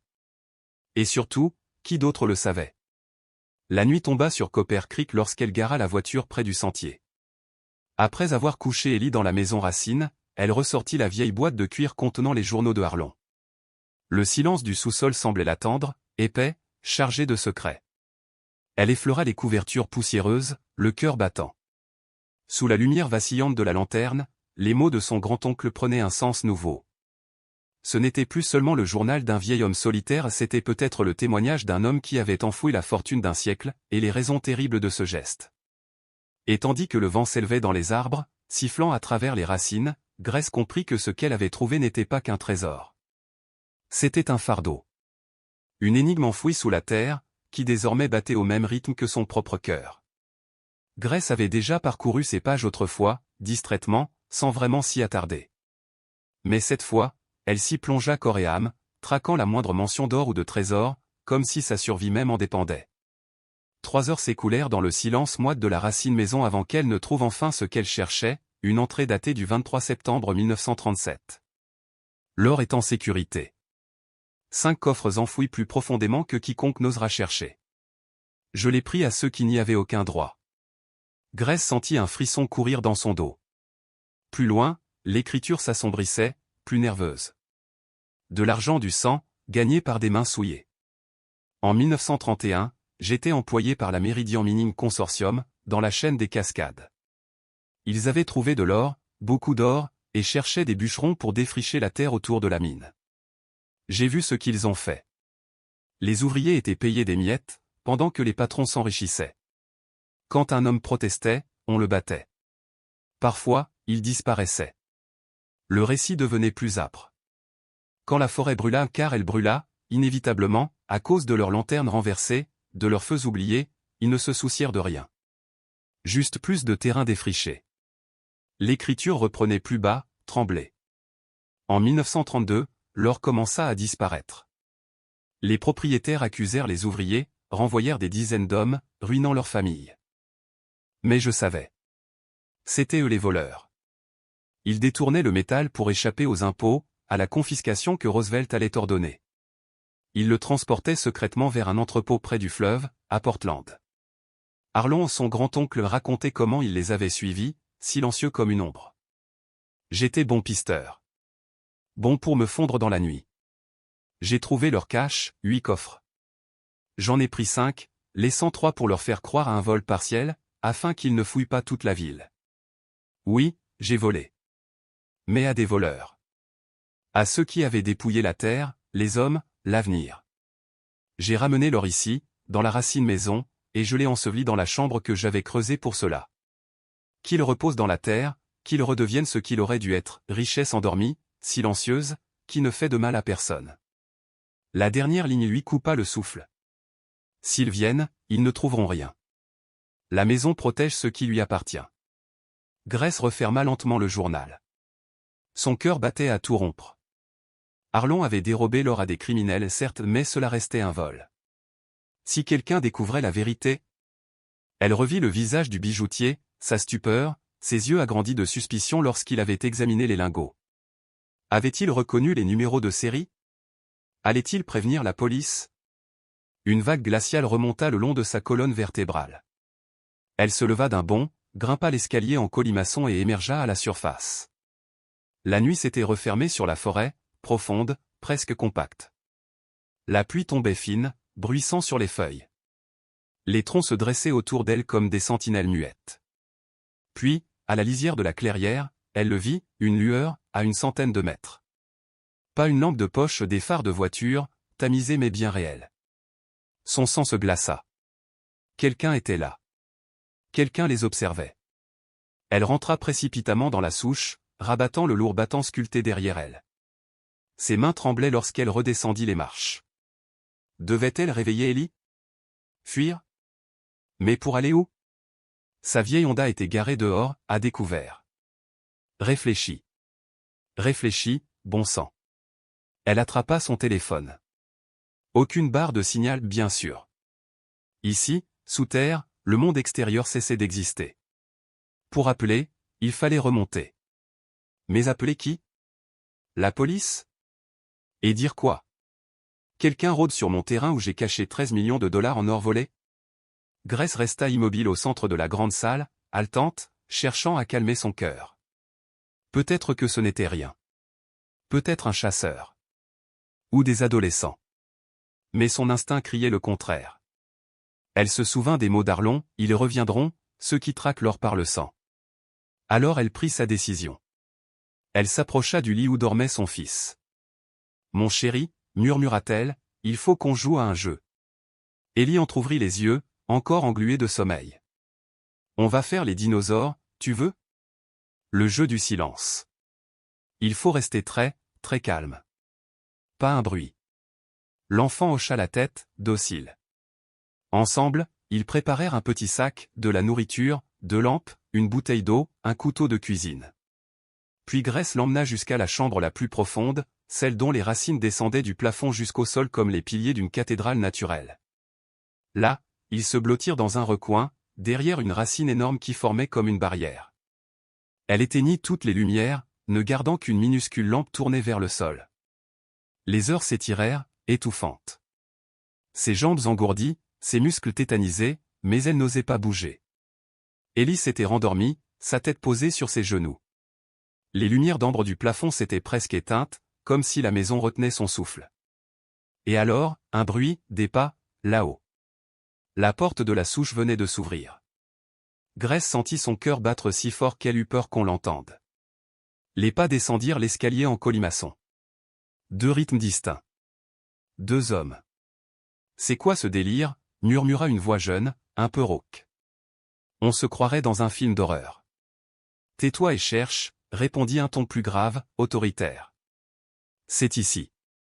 L'ancien n'aurait pas fait tout ça pour rien. Il fouillait. Grace entendit les tiroirs s'ouvrir, les papiers qu'on froissait. Et, regarde ça, dit le plus jeune. Des journaux, ou je sais pas quoi. Des journaux intimes. Des pages tournèrent. Puis un silence, avant une exclamation. Attends, septembre 1937. L'or est en sécurité. 5 coffres enfouis plus profondément. C'est là, putain. Alors cherche mieux. Y a forcément une autre salle. Leur agitation devint fébrile. Les coups de barre à mine et de marteau résonnaient dans toute la maison, heurtant le bois, arrachant des planches. Les sons étaient durs, étrangers, presque obscènes dans cet endroit vivant. Puis, quelque chose changea. Une vibration, d'abord faible, parcourut le sol. Les lumières d'ambre clignotèrent, puis s'embrasèrent, d'une clarté aveuglante. L'air se glaça, leur souffle devint vapeur. « Qu'est-ce que c'est que ce bordel » cria l'un d'eux. Grace sentit la vibration s'intensifier, traversant les murs, la terre, jusqu'à ses os. Et soudain, les parois bougèrent. Oui, elles bougèrent. Les racines sculptées se mirent à onduler, à se tordre, comme si le bois respirait, animé d'une volonté propre. Les motifs gravés sur les murs semblaient s'animer, serpenter, atteindre vers les intrus. Un hurlement. C'est vivant. Mon Dieu, les murs bougent. Des pas affolés, des coups contre les parois qui se resserraient, refermant les passages. Grace entendit un craquement sec. Os. Bois. Impossible à dire. Aide-moi, sanglota l'un d'eux. Puis un gémissement étouffé, le bruit du bois qui se resserre, gémit, puis, plus rien. Le silence revint, dense, presque sacré. Les vibrations cessèrent. Les lumières retrouvèrent leur éclat doux et chaud. Tout était redevenu calme, paisible. Grace demeura immobile, pétrifiée, serrant son fils contre elle. « Maman » chuchota Ellie. Qu'est-ce que c'était? Elle ferma les yeux. Je ne sais pas, mon ange. Mais elle savait. La racine maison était vivante. Et elle protégeait ce qui lui appartenait. Elle attendit encore 1 heure avant d'oser se lever. Le sol était froid sous ses pieds nus. Dans la grande salle, les journaux d'Arlon gisaient éparpillés. Seules quelques traces boueuses témoignaient du passage des intrus. Grace remonta lentement. La porte sculptée était restée ouverte. Le jour se levait, baignant la forêt d'une lumière d'argent et d'or pâle. À une 50aine de mètres, appuyé contre un arbre, un corps. Elle s'approcha, le souffle court. Un jeune homme, 25 ans à peine. Veste noire, jean, visage cireux. Ses yeux, grands ouverts, fixaient le vide. Pas de sang, pas de blessure. Comme si la peur elle-même avait arrêté son cœur. Plus loin, un moteur rugit, l'autre avait survécu. Elle aperçut un pick-up sombre s'éloignant à toute vitesse, dévalant la piste, branche fouettant la carrosserie. Grace sortit son téléphone. Le réseau venait de revenir. Elle pouvait appeler les secours. Prévenir la police. Raconter, quoi, exactement? Elle resta là, tremblante, le téléphone dans la main, regardant la lumière filtrée entre les pins. Puis, lentement, elle abaissa l'appareil. Non. Elle ne dirait rien. Elle retourna dans la maison, réveilla Ellie, et ils commencèrent à rassembler leurs affaires. Tout dans la voiture, sac, couverture, lampe. Avant de partir, Grace descendit une dernière fois dans la chambre du trésor. Les coffres étaient toujours là, muets et lourds, témoins d'une fortune maudite. Arlon avait écrit, le véritable trésor, c'est la maison elle-même. Et peut-être avait-il raison. L'or n'était qu'un piège, un aimant à la cupidité et au malheur. Ce lieu, en revanche, était vivant. Protecteur. Presque sacré. Grace posa une main sur la paroi lisse. Le bois vibra doucement sous ses doigts, comme une respiration. Alors elle prit sa dernière décision. Elle referma la trappe au-dessus des coffres, traîna la lourde table de travail et des caisses de livres par-dessus, puis suspendit une vieille tenture pour masquer le passage. Que l'or reste là, pensa-t-elle. Qu'il dorme. Qu'il retourne à la terre qu'il avait engendrée. Héritage des racines. Grace avait suivi le conseil de la raison, laissé reposer les choses. Elle et Ellie avaient roulé jusqu'en ville, le cœur encore battant de ce qu'ils avaient vu. Dans une cabine téléphonique poussiéreuse, elle composa le numéro de la police, la main tremblante. Elle rapporta d'une voix mesurée qu'elle avait aperçu un corps près d'Olso Mill Road. Elle ne donna pas son nom. Pas un mot de plus. Ensuite, elle se rendit chez Mrs. Patterson, où elle et Ellie restèrent 3 jours durant, le temps que l'enquête se déroule. Le verdict officiel tomba, l'homme s'appelait Trevor Milson, 26 ans, un passé de cambrioleur. Mort d'une crise cardiaque lors d'une randonnée, probablement sous l'emprise de la drogue. Le journal local s'en empara brièvement, évoquant son compagnon qui avait appelé le 911 depuis une ville voisine, hurlant qu'ils avaient été poursuivis par un monstre. Le rédacteur conclut qu'il était drogué ou mentalement dérangé. Aucune poursuite ne fut engagée. L'affaire s'effaça en moins d'une semaine, avalée par le flot des nouvelles oubliées. Trevor Milson devint une statistique de plus, un jeune homme mort trop tôt, trop inutilement. Personne ne fit le lien avec la maison Racine. Personne ne songea à chercher là-bas. Et Grace comprit soudain, la maison l'avait protégée. Qu'elle soit vivante, magique, ou simplement l'œuvre ingénieuse d'un vieil homme paranoïaque et génial, cette demeure les avait sauvés, elle et son fils. Une semaine plus tard, Grace y retourna seule. Dans la grande pièce, elle resta immobile, entourée du parfum humide du bois et du murmure profond des racines. Se sentant un peu ridicule mais poussée par un élan sincère, elle parla à voix haute. « Merci. Je prendrai soin de toi. Je te le promets. » Les lumières ambrées qui couvraient les parois vibrèrent doucement, une pulsation lente, presque comme un battement de cœur. Une réponse. Un sourire éclaira le visage fatigué de Grace. Elle comprit alors qu'elle avait hérité de bien plus qu'un terrain, qu'une maison, ou qu'un trésor. Elle avait reçu un allié, un gardien, un secret tissé dans la terre même. Et quelque part, ceux qui avaient envoyé ces 2 hommes pour retrouver l'or savaient désormais qu'ils avaient échoué. Ils reviendraient peut-être. Ou enverraient d'autres. Mais Grace n'avait plus peur. La maison Racine était sienne, et elle savait désormais se défendre. Ce qui viendrait ensuite transformerait cet héritage silencieux en une lutte pour la survie ou une bataille où la vérité, enfouie plus profondément encore que l'or, attendait d'être révélée. Durant les 2 semaines qui suivirent, Grace mena une double vie. Le jour, elle travaillait au petit dîner, le sourire aux lèvres, versant le café des habitués comme si rien n'avait changé. La nuit, elle regagnait la maison Racine avec Ellie. À la lueur d'une lampe à piles, elle déchiffrait les journaux d'Arlon, essayant de comprendre l'homme étrange qui lui avait légué ce lieu hors du monde. Ces cahiers n'étaient pas de simples carnets de construction ou des rêveries philosophiques. C'étaient des confessions. 12 avril 1944. Je suis rentré de la guerre aujourd'hui. L'Europe n'est plus qu'un champ de cendres et de sang, et j'en rapporte les 2 dans mes poumons. Ils m'ont donné une médaille pour ce que j'ai fait en France, 17 hommes tués, peut-être plus. Je ne me souviens pas de leur visage. Seulement du son que fait la terre quand elle avale des cris. Grace sentit son cœur se serrer. Les mots vibraient d'une culpabilité presque palpable. Arlon n'avait que 23 ans lorsqu'il était parti combattre, il en avait 26 à son retour, hanté par des cauchemars et convaincu que l'humanité était devenue la maladie de la Terre. 8 septembre 1952. Je travaille depuis 2 ans à la mine de Méridian. Les propriétaires, la famille Caldwell, le père et ses 3 fils règnent comme des seigneurs féodaux. Ils ne possèdent pas seulement l'or, mais aussi les hommes qui le creusent, les arbres qui les entourent, et les rivières qui les nourrissent. J'ai vu des ouvriers battus pour avoir bu une gorgée d'eau. J'ai vu des incendies, accidentels, déclarés pour toucher les assurances. Aujourd'hui, Marcus Tully est mort au fond du puits numéro 7. Accident, disent-ils. Mais je l'ai entendu se disputer avec James Caldwell hier à propos de son salaire. Il avait une femme et 4 enfants. Ils n'auront rien. Les pages suivantes s'assombrissaient encore. Arlon y consignait tout, nom, date, pot de vin, fraude, meurtre déguisé. Il accumulait des preuves. Mais jamais il ne contacta la justice.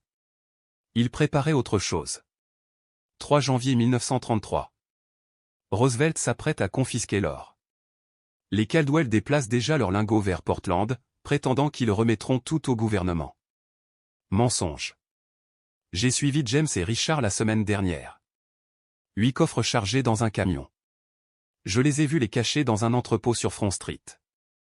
Ils conservent leur fortune pendant que les ouvriers n'ont que du papier sans valeur. Ils trichent le pays et piétinent le sang versé pour cet or. Alors j'ai pris ma décision, je le leur volerai. Pas tout. Juste assez pour les blesser.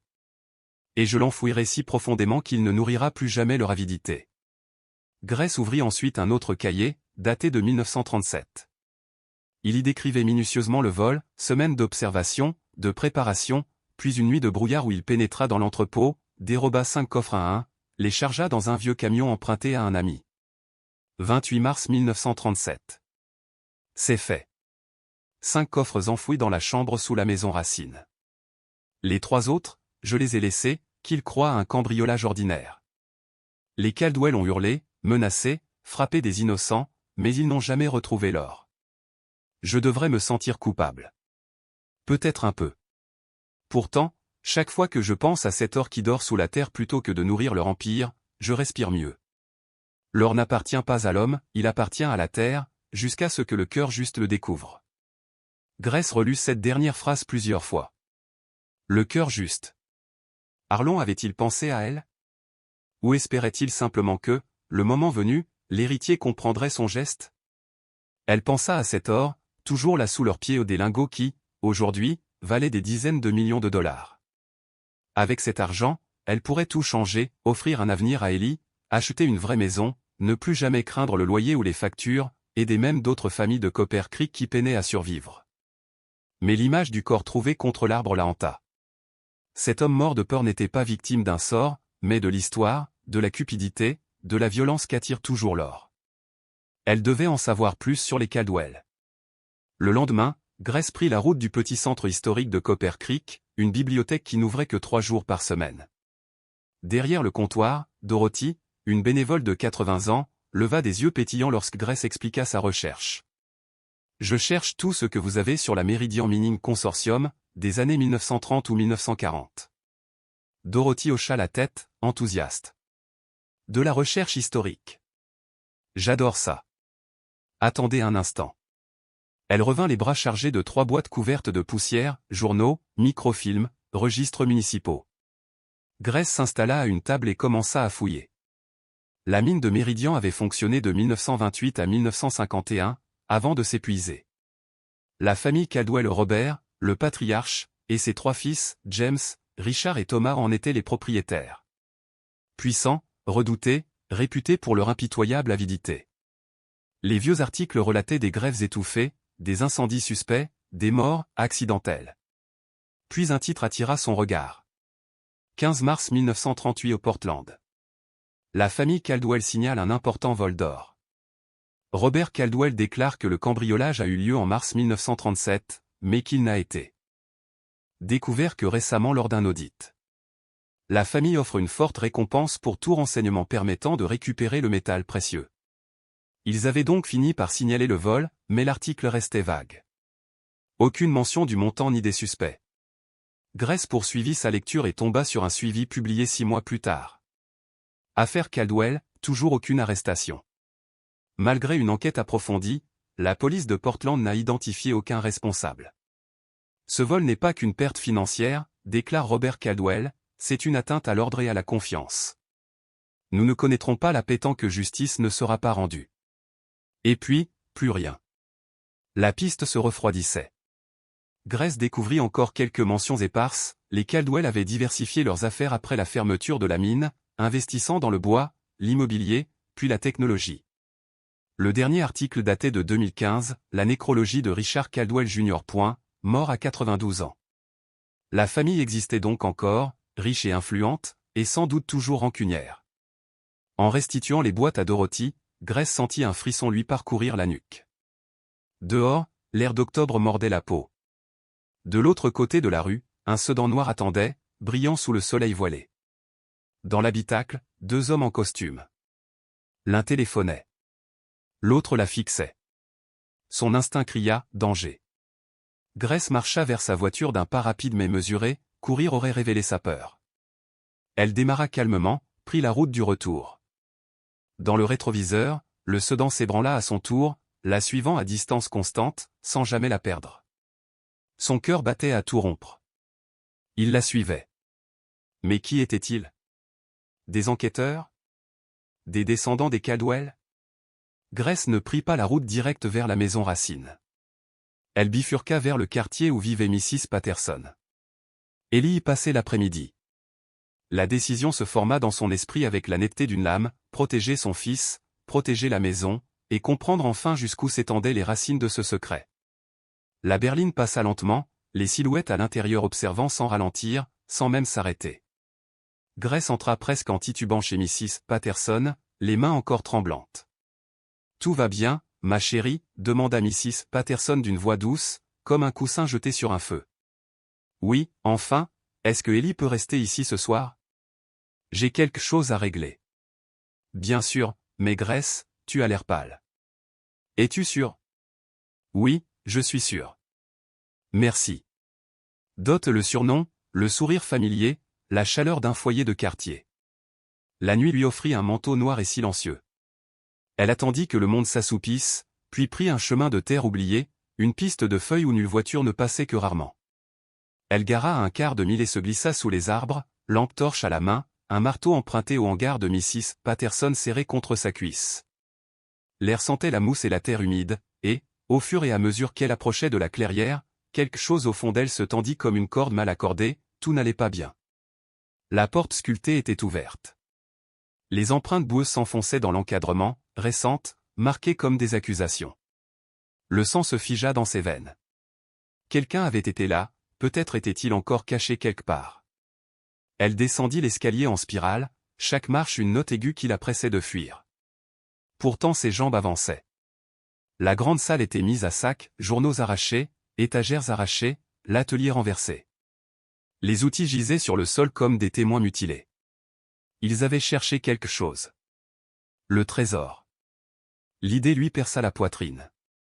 Elle fouilla chaque recoin, le cœur battant comme un tambour furtif. Tout semblait vide, pillé mais incomplet. Puis, dans la petite bibliothèque, elle vit ce qui lui arracha l'estomac, la tapisserie qu'elle avait elle-même accrochée pour cacher le corridor menant à la chambre au coffre avait été arrachée. Le panneau dissimulé était grand ouvert. Il l'avait trouvé. Sa lampe oscillait, projetant des ombres folles sur les murs. Le chambranle de la trappe s'était enfoncé, les meubles qu'elle avait empilés sur la trappe avaient été poussés de côté. Elle descendit l'échelle. Les coffres étaient encore là, fermés mais profanés, un des coffres était entrebâillé, des lingots d'or en moins peut-être 10, 15 pièces pas assez pour emporter tout, mais assez pour savoir que l'or était réel. Ceux qui s'étaient présentés n'étaient pas novices, ils étaient venus pour un prélèvement, un indice tangible, et reviendraient pour le reste. En remontant, elle remarqua autre chose, des traces dans la poussière qui menaient vers un angle de la chambre qu'elle n'avait pas exploré. Derrière une poutre de soutien, un autre passage se dissimulait, petit, à peine 3 pieds de haut. Son corps protesta, la claustrophobie lui tiraillait la poitrine mais la curiosité la poussa à ramper. 10 pieds plus loin, la paroi s'ouvrit sur une petite pièce taillée dans le roc solide. Là, des meubles métalliques empilés, des classeurs rongés par la rouille, mais intacts. Grace ouvrit le premier tiroir. Des registres, des livres de comptes datés de 1942 à 1936.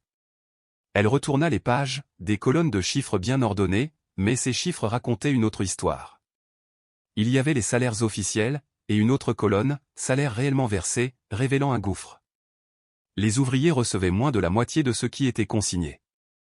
Une autre colonne répertoriait des pots de vin, inspecteur Morrison $500, shérif Davis $200, commissaire du comté Allen $1000. Les preuves tangibles des manipulations, des mensonges qu'Arlon avait si souvent dénoncés dans ses cahiers. Arlon n'avait pas seulement soustrait l'or, il avait volé le dossier de leur crime. Mais pourquoi garder ces preuves? Pourquoi ne pas les livrer aux autorités? La réponse était pliée, glissée entre les pages d'un dernier registre, une lettre, écrite de la main d'Arlon, adressée à « celui qui trouvera ceci ». Si tu lis ceci, tu as trouvé l'or et les preuves. Je les ai gardés pour la même raison, assurance. Les Caldwell sont puissants, écrivait-il. Si j'avais essayé de les dénoncer vivants, j'aurais disparu. Peut-être un accident. Peut-être englouti par la forêt comme tant d'autres qui les ont croisés. Mais les secrets d'un mort ont un pouvoir. Si jamais ils retrouvent l'or, ils trouveront aussi ces registres. Et s'ils essaient de le revendiquer, ces livres les détruiront. Vol, fraude, corruption, meurtre, tout était là, inscrit dans des colonnes glaciales. Le délai de prescription pouvait avoir expiré pour des poursuites pénales, mais ces documents briseraient la réputation familiale, feraient s'effondrer les accords commerciaux, pulvériseraient un empire bâti sur le sang. Utilise ceci comme tu le juges, termina la lettre. Mais souviens-toi que cet or est de l'argent de sang. Je l'ai repris. Maintenant, il est à toi. Fais mieux que nous. Grace prit des photos, méthodiques, les doigts qui tremblaient parfois sur l'écran. Elle glissa la lettre et 2 registres dans son sac à dos. Elle avait besoin d'aide. Mais à qui pouvait-elle faire confiance? La nuit, chez Mrs. Patterson, entre les odeurs de soupe et de café, elle chercha un journaliste qui ne se laisserait pas acheter ni intimider. Elle trouva le nom de Maya Reeves, reporter au Portland Tribune, connu pour ses enquêtes sur la corruption d'entreprise. L'adrénaline et l'espoir se mêlèrent lorsqu'elle envoya un courriel chiffré, succinct et prudent, hors volée, crimes historiques d'entreprise, preuves cachées depuis des décennies. Pas de nom, pas d'adresse, seulement la demande « Êtes-vous intéressé ?» La réponse tomba en moins de 2 heures, très intéressée. Rencontre possible? Elles se donnèrent rendez-vous dans un café à Crestwood dans 2 jours. Une lueur fragile naquit dans la poitrine de Grace peut-être, enfin, la vérité pourrait être mise à nu. Le lendemain matin, au dîner, 2 hommes entrèrent. Les mêmes de la berline noire. Costumes chers, sourires affûtés comme des lames. Ils s'assirent au comptoir et commandèrent du café. Belle petite ville, lança l'un d'eux d'une voix mielleuse. L'homme aux cheveux argentés affichait un sourire sans atteindre ses yeux. Très paisible, très historique. Nous aimons ça. L'autre, plus jeune, se présenta, Cascade Héritage Restauration. Nous aidons les familles à préserver les propriétés historiques et les domaines.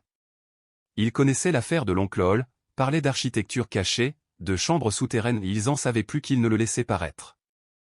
La manière dont ils parlaient, nous pouvons aider à maximiser la valeur, nous mettons en relation avec des acheteurs spécialisés, était un masque poli pour une menace voilée. Grace sentit leur regard pincer son dos comme une broche trop serrée. Elle déclara calmement qu'elle n'était pas intéressée à vendre. Ils insistèrent pour visiter la propriété, au nom de la préservation. Elle poliment refusa, mais leur présence resta, lourde, comme une promesse. Avant de partir, ils lui laissèrent un billet de $100 pour $8 de café, et une carte, Pinviewin, chambre 207. Si vous changez d'avis, nous sommes disponibles, jour et nuit. La berline noire filait déjà sur la route, mais l'ombre du véhicule semblait coller à Grace longtemps après qu'il ait disparu dans la brume. Ils avaient déjà été dans la maison souterraine. Elle en était certaine. Ils avaient pris des lingots comme échantillon, comme preuve. Ils reviendraient pour le reste. Grace ne pouvait plus hésiter. Elle prit Ellie à l'école et alla sans détour au Roothouse. Cette fois, elle gara près de l'entrée. Mais en ouvrant la porte sculptée, la scène la frappa comme un coup de poing temporel, le générateur qu'elle avait installé avait disparu, les outils de l'établi aussi. Quelques journaux d'Arlon manquaient, et sur le mur de la grande salle, en lettres rouges, 3 pieds de hauteur hurlait « Nous savons ce que vous avez. C'est à nous. » Par. Le message n'était pas seulement menaçant, il était familier, dicté par une arrogance qui avait l'habitude d'obtenir ce qu'elle voulait. Ellie serra sa main. « Maman, qui a écrit ça ? » Des mauvaises personnes, mon ange. Des gens qui prennent ce qui ne leur appartient pas, sa voix, pourtant, trahissait une résolution qui épaississait l'air. Il ne pouvait pas rester ici cette nuit. Ce n'était pas sûr. Mais Grace n'abandonnait pas. C'était sa terre, son héritage, le dernier acte visible d'un homme qui avait résisté. Elle passa l'après-midi à préparer des pièges pas pour blesser, mais pour alerter. Ses années à bricoler des voitures avaient aiguisé sa débrouillardise. Des fils de pêche tendus comme des fils de peur, reliés à des clochettes de ferme pendues aux branches, des sentiers marqués par des signes subtils que seule elle saurait lire. Elle desserra quelques lames des marches, assez pour qu'elle gémisse exagérément sous un pas, mais pas assez pour s'effondrer. Chaque astuce était une sentinelle muette, chaque craquement un signal d'alarme. Puis elle laissa Ellie chez Mrs. Patterson et se rendit à la rencontre avec Maya. Le café était plein de jeunes étudiants sur leurs ordinateurs et de travailleurs en freelance. Maya était assise dans un coin, 30 ans environ, cheveux noirs retenus en queue, yeux vifs derrière une paire de lunettes fines. Elle avait ce regard qui ne se détournait pas. Grace lui remit un dossier, copie des registres, la lettre d'Arlon, une chronologie ordonnée. Maya lut en silence longuement, les sourcils qui se haussaient par moments, puis leva enfin les yeux, l'étincelle journalistique allumée. Incroyable, souffla-t-elle. Si c'est authentique, alors. Elle parlait vite, ses mots cliquetaient comme des pièces dans une machine qui recommence à tourner. La famille Caldwell existe toujours, elle possède Cascade Enterprises et Immobilier, exploitation forestière, investissement technologique. Une fortune estimée à des centaines de millions. Ces documents, s'ils étaient légitimes, pourraient faire tomber un empire bâti sur des larcins et des compromissions. Maya parlait avec la prudence de quelqu'un qui savait que le scénario était dangereux mais inévitable, révéler la vérité, mais le faire intelligemment, avec des alliés, avec des protections. Grace sentit pour la première fois depuis des jours quelque chose comme de la lumière percer la canopée de son anxiété, la possibilité que la mémoire d'Arlon ne soit pas enterrée, que le vol, la douleur et la ruse puissent finir par être exposés à la lumière. Mais au fond de sa poitrine, sous l'espoir, résonnait toujours une alerte, les hommes en costume reviendraient. Ils ne lâcheraient rien facilement. Et maintenant que la vérité existait en papier jauni et en page numérique, elle savait aussi qu'elle détenait une responsabilité et protéger ses preuves, protéger Ellie, et décider, dans un monde où la justice n'était pas toujours immédiate, comment faire mieux que ceux qui l'avaient précédé. La maison des racines, chapitre final. C'est ce que j'espère, répondit Grace, la voix basse mais décidée. Maya la scrutait, intriguée. Pourquoi tu fais tout ça? Pourquoi ne pas simplement prendre l'or et disparaître? Grace resta un instant silencieuse. Cette question la hantait depuis le début. Pourquoi ne pas fuir, comme tant d'autres l'auraient fait? Ce serait plus facile, plus sûr. Mais la réponse s'imposa, brûlante, évidente. Parce que mon grand-oncle a passé sa vie à protéger cet or, et la vérité. Parce que des hommes sont morts dans cette mine, Maya. Des hommes qui n'ont jamais obtenu justice. Et parce que j'ai un fils.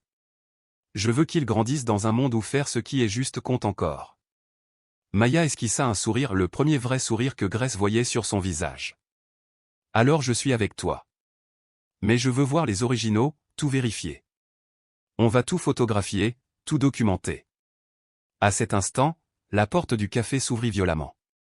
Deux hommes apparurent dans l'encadrement, cheveux d'argent pour l'un, sombre pour l'autre, leur regard balayant la salle jusqu'à se figer sur Grace. Baisse la tête, murmura Grace. Maya suivit son regard. Des amis à toi? Pas exactement. Par la porte arrière. Elles se levèrent d'un même mouvement, traversèrent la salle, puis le couloir des toilettes, et débouchèrent dans la ruelle derrière le café. Le cœur battant, Grace entendit derrière elle la voix glaciale du cheveu d'argent. Madame Holloway. Nous voulons simplement parler. Mais elle courait déjà. La voiture de Maya, une Subaru discrète, attendait à quelques mètres. Monte! Cria-t-elle. Grace bondit sur le siège passager, et la voiture démarra en trombe. Derrière, les deux hommes déboulèrent dans la rue, mais il était trop tard. Maya avait déjà pris 3 virages, disparaissant dans le dédale des ruelles résidentielles. Qui sont ces types? Demanda Maya, concentrée sur la route. Je ne connais pas leur vrai nom. Ils prétendent travailler pour une société de restauration patrimoniale, mais je pense qu'ils sont liés à la famille Caldwell, ou qu'ils en font carrément partie. Maya jura à voix basse. Ils t'ont suivi. Ton téléphone? Grace sentit le froid lui glacer le sang. Je l'ai laissé allumer. Mon Dieu, quel idiote! Ce n'est rien. On va s'en débarrasser. Où sont les originaux? Sur la propriété. Cachés. Il faut les récupérer avant eux. Elles firent halte dans une station-service isolée. Grace jeta son téléphone dans la benne à ordures, pendant que Maya lui tendait un appareil de secours. Toujours en avoir un de rechange dans mon métier, expliqua-t-elle avec un sourire nerveux. La nuit tomba lorsqu'elles atteignirent le chemin de l'ancienne scierie. Maya gara la voiture à l'abri des arbres. Elles poursuivirent à pied, torchées à filtre rouge en main. À mesure qu'elles approchaient de la maison Racine, un son glaçant retentit, le tintement des clochettes suspendues par Grace en guise d'alarme. « Quelqu'un est déjà là » souffla-t-elle. Elle agrippa le bras de Maya et la tira derrière un énorme sapin de Douglas. Devant elle, deux silhouettes avançaient dans la clairière, leurs lampes fouillant la nuit. « Il doit bien être ici quelque part » disait la voix du cheveu d'argent. « On a fouillé toutes les pièces. Il a dû cacher quelque chose. » Ce vieux harlon était malin. Grace comprit qu'il n'avait pas encore trouvé la chambre scellée sous le roc. Peut-être pouvait-elle encore récupérer les preuves pendant qu'il cherchait ailleurs. Mais avant qu'elle n'esquisse un geste, une main surgit de l'ombre et se plaqua sur sa bouche. Une poigne brutale lui tordit les bras. Maya cria, aussitôt étouffée par un autre assaillant. Grace fut traînée jusqu'à la clairière. 3 hommes cette fois, pas 2. Les 2 autres avaient surveillé le périmètre. Le cheveu d'argent sortit de la maison Racine, un sourire glacial aux lèvres. « Madame Holloway, ravie de vous voir. Et vous avez amené la journaliste, je suppose ? Vous commettez des enlèvements, des agressions. » protesta Maya. « Nous discutons simplement de propriétés volées, » répondit-il d'une voix faussement courtoise. Il s'avança jusqu'à effleurer le visage de Grace. « Je m'appelle Thomas Caldwell III. Mon arrière-grand-père, Robert Caldwell, a bâti un empire dans cet état. Et votre grand-oncle était un voleur. Il a pris ce qui appartenait à ma famille. Votre empire a été construit sur le sang et les larmes, cracha Grace. Sur les salaires volés et les ouvriers assassinés. L'or n'a jamais été à vous. » Un rictus tordit les lèvres de Thomas. « L'histoire est écrite par les vainqueurs, Madame Holloway. Et ma famille a gagné. Nous avons survécu. Nous avons prospéré. Cet or nous revient par droit de puissance. » Son sourire s'élargit. « Mais je peux me montrer raisonnable. Donnez-moi les emplacements, les documents que votre oncle a volés, et vous repartez libre. Gardez une barre d'or. De quoi vivre confortablement. Tout le monde y trouve son compte. Sauf la vérité, murmura Maya. Sauf la justice. » Thomas la regarda, amusé. « La justice ? Un conte pour enfants. Il n'existe que le pouvoir. Moi, je l'ai. Vous, non. » Il fit un signe à ses hommes. « Fouillez-les. Puis sa maison. Détruisez tout ce que vous trouvez. » Ils s'exécutèrent, fouillant leurs poches, confisquant le téléphone, l'appareil photo, l'enregistreur. Ils trouvèrent le dossier que Grace avait apporté et des copies, rien d'autre. « Où sont les originaux » demanda Thomas d'un ton patient. Grace se tut. Il soupira. « Très bien. Faisons autrement. » D'un geste, il appela l'homme aux cheveux sombres, qui sortit un petit livre de la voiture, le livre de Dinosaure Daily. « Celui-là te dit quelque chose » demanda Thomas. Il arracha une page, puis une autre. « Combien faut-il de pages avant que tu parles ?» La rage embrasa Grace. « Espèce de monstre !» Soudain, un grondement profond retentit. La terre vibra sous leurs pieds. Tous se figèrent. Le son venait du sol, du cœur même de la maison Racine. Les lumières ambrées, d'ordinaire douces, flamboyèrent d'un or éblouissant. La clairière entière s'illumina. « Qu'est-ce que c'est que ça ?» cria l'un des hommes. Le sol trembla plus fort. Les arbres oscillèrent. Et de l'entrée de la maison surgirent des racines non pas mortes et sculptées, mais vivantes, épaisses comme des câbles, ondulant dans la terre, animées d'une volonté propre. « C'est impossible » balbutia Thomas. Mais les racines avançaient, conscientes, puissantes. Elles s'enroulèrent autour des jambes des hommes, les tirant vers le sol. Les cris montèrent dans la nuit. « Cours !» cria Grace à Maya. Elles s'élancèrent, fendant la pluie soudaine, tandis que derrière elles la clairière devenait un champ de chaos. La maison Racine semblait s'effondrer ou se défendre, Grace ne savait pas. Le tronc géant tremblait, les murs éclataient, les racines engloutissaient les corps. Le tonnerre éclata. La pluie se fit torrentielle. Le vent hurlait à travers les pins. Thomas et son complice tentaient de fuir vers leur voiture, mais la terre se souleva sous leurs pas. Des racines surgirent, renversant le véhicule comme un jouet. Le métal gémit, les vitres éclatèrent. Grace atteignit la lisière du bois. Mais en se retournant, elle aperçut Thomas, rampant dans la boue, une jambe prise dans les racines, tendant le bras vers le dossier. « Non !» cria-t-elle. Elle revint en courant, glissant sur la terre détrempée. Elle saisit le dossier avant lui, le serra contre elle. Thomas leva vers elle un visage déformé par la peur. « Tu ne comprends pas. Cet or, c'est tout ce qui nous reste. Notre compagnie est ruinée. Cet or est notre salut. » « Cet or n'a jamais été à vous, » répondit Grace, la voix brisée. « Il n'a jamais été question de toi. » Une racine monstrueuse jaillit du sol, séparant les deux adversaires. La terre s'ouvrit, dévoilant l'entrée béante de la chambre du trésor. L'eau s'y engouffra, rugissante. « Non !» hurla Thomas, luttant vainement. La structure craqua. Le grand tronc, affaibli par les années, s'effondra. Un bruit sourd, déchirant, emplit la nuit. « Grace !» cria Maya depuis la forêt. « Pars !» Tout s'écroule. Grace courut, sans se retourner. Derrière elle, un fracas colossal. Puis le silence. Elle s'arrêta, haletante, sous les arbres. Maya la rejoignit, les mains tremblantes. « Tu vas bien ?» Grace hocha la tête. « Oui, je crois. » Devant elle, il ne restait plus qu'un gouffre béant. La maison Racine avait disparu, avalée par la terre. Le portail sculpté, l'escalier en spirale, les chambres tout avaient été englouties, avec l'or et les preuves. Grace tomba à genoux dans la boue, serrant contre elle le dossier trempé. « Les originaux sont perdus, » murmura-t-elle. « Je suis désolé, » souffla Maya. « Je sais que tu voulais tout révéler. »« Peut-être que c'est mieux ainsi, » répondit Grace après un long silence. Elles restèrent là, sous la pluie, le temps suspendu. Puis Grace ouvrit le dossier. Les copies étaient détrempées, mais lisibles. Ces copies sont datées.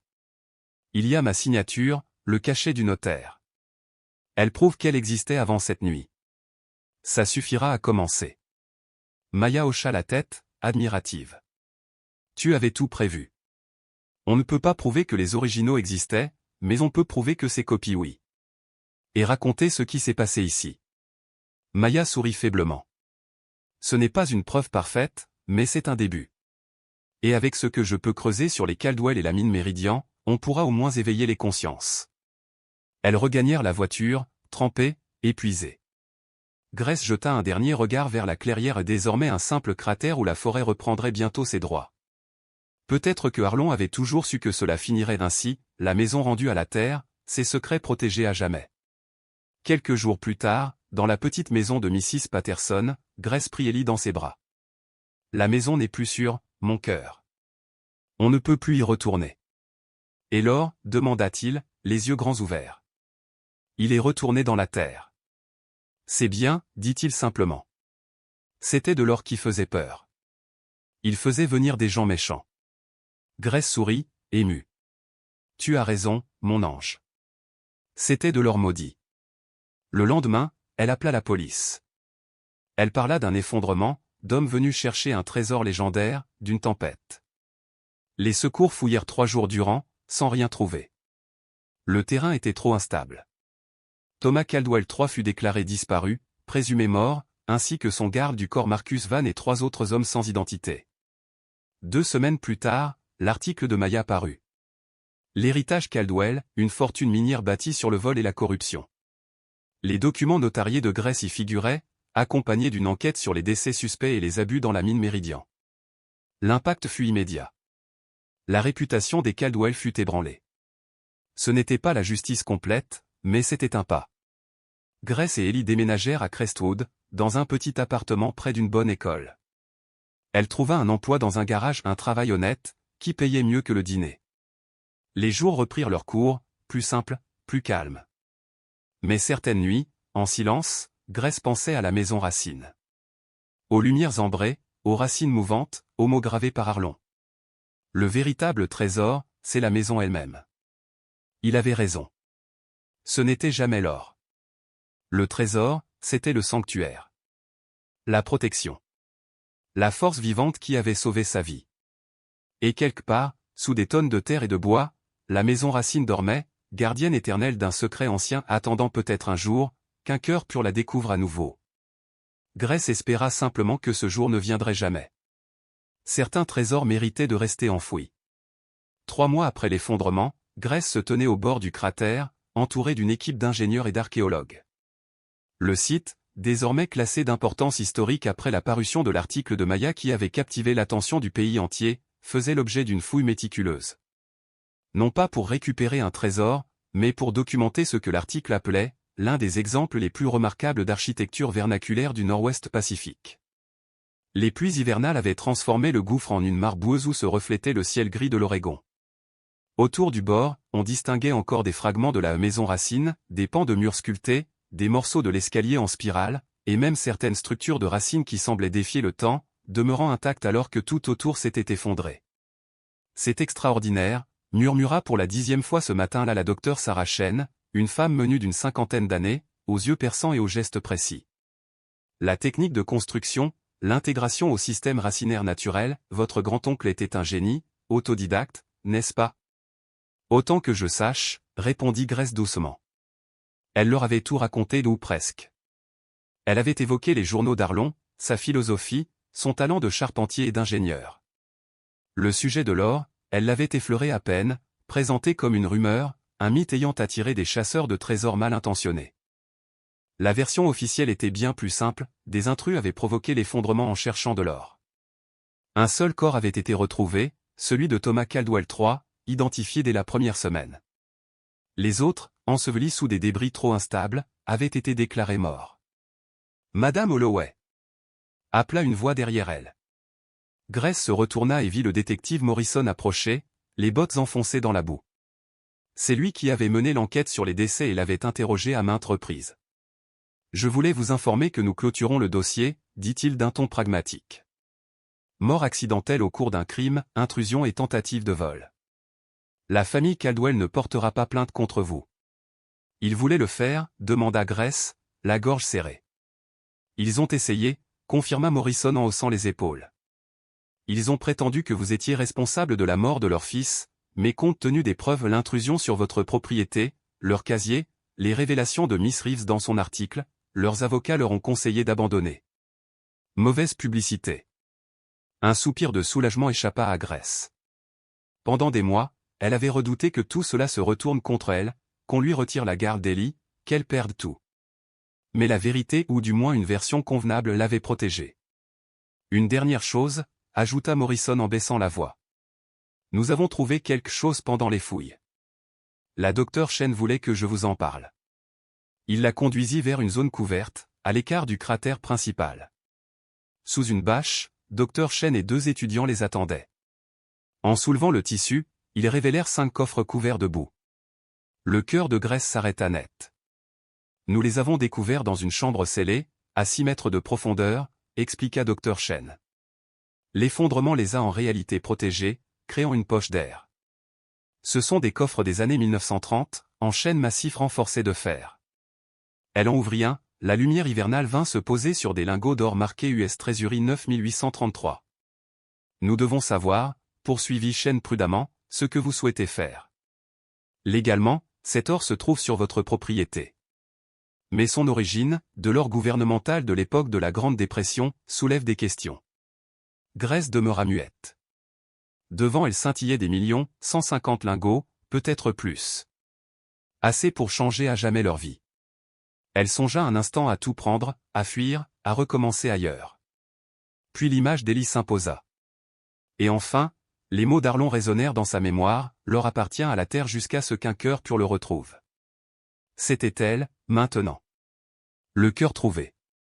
Alors que faire? Je veux en faire don, dit-elle enfin.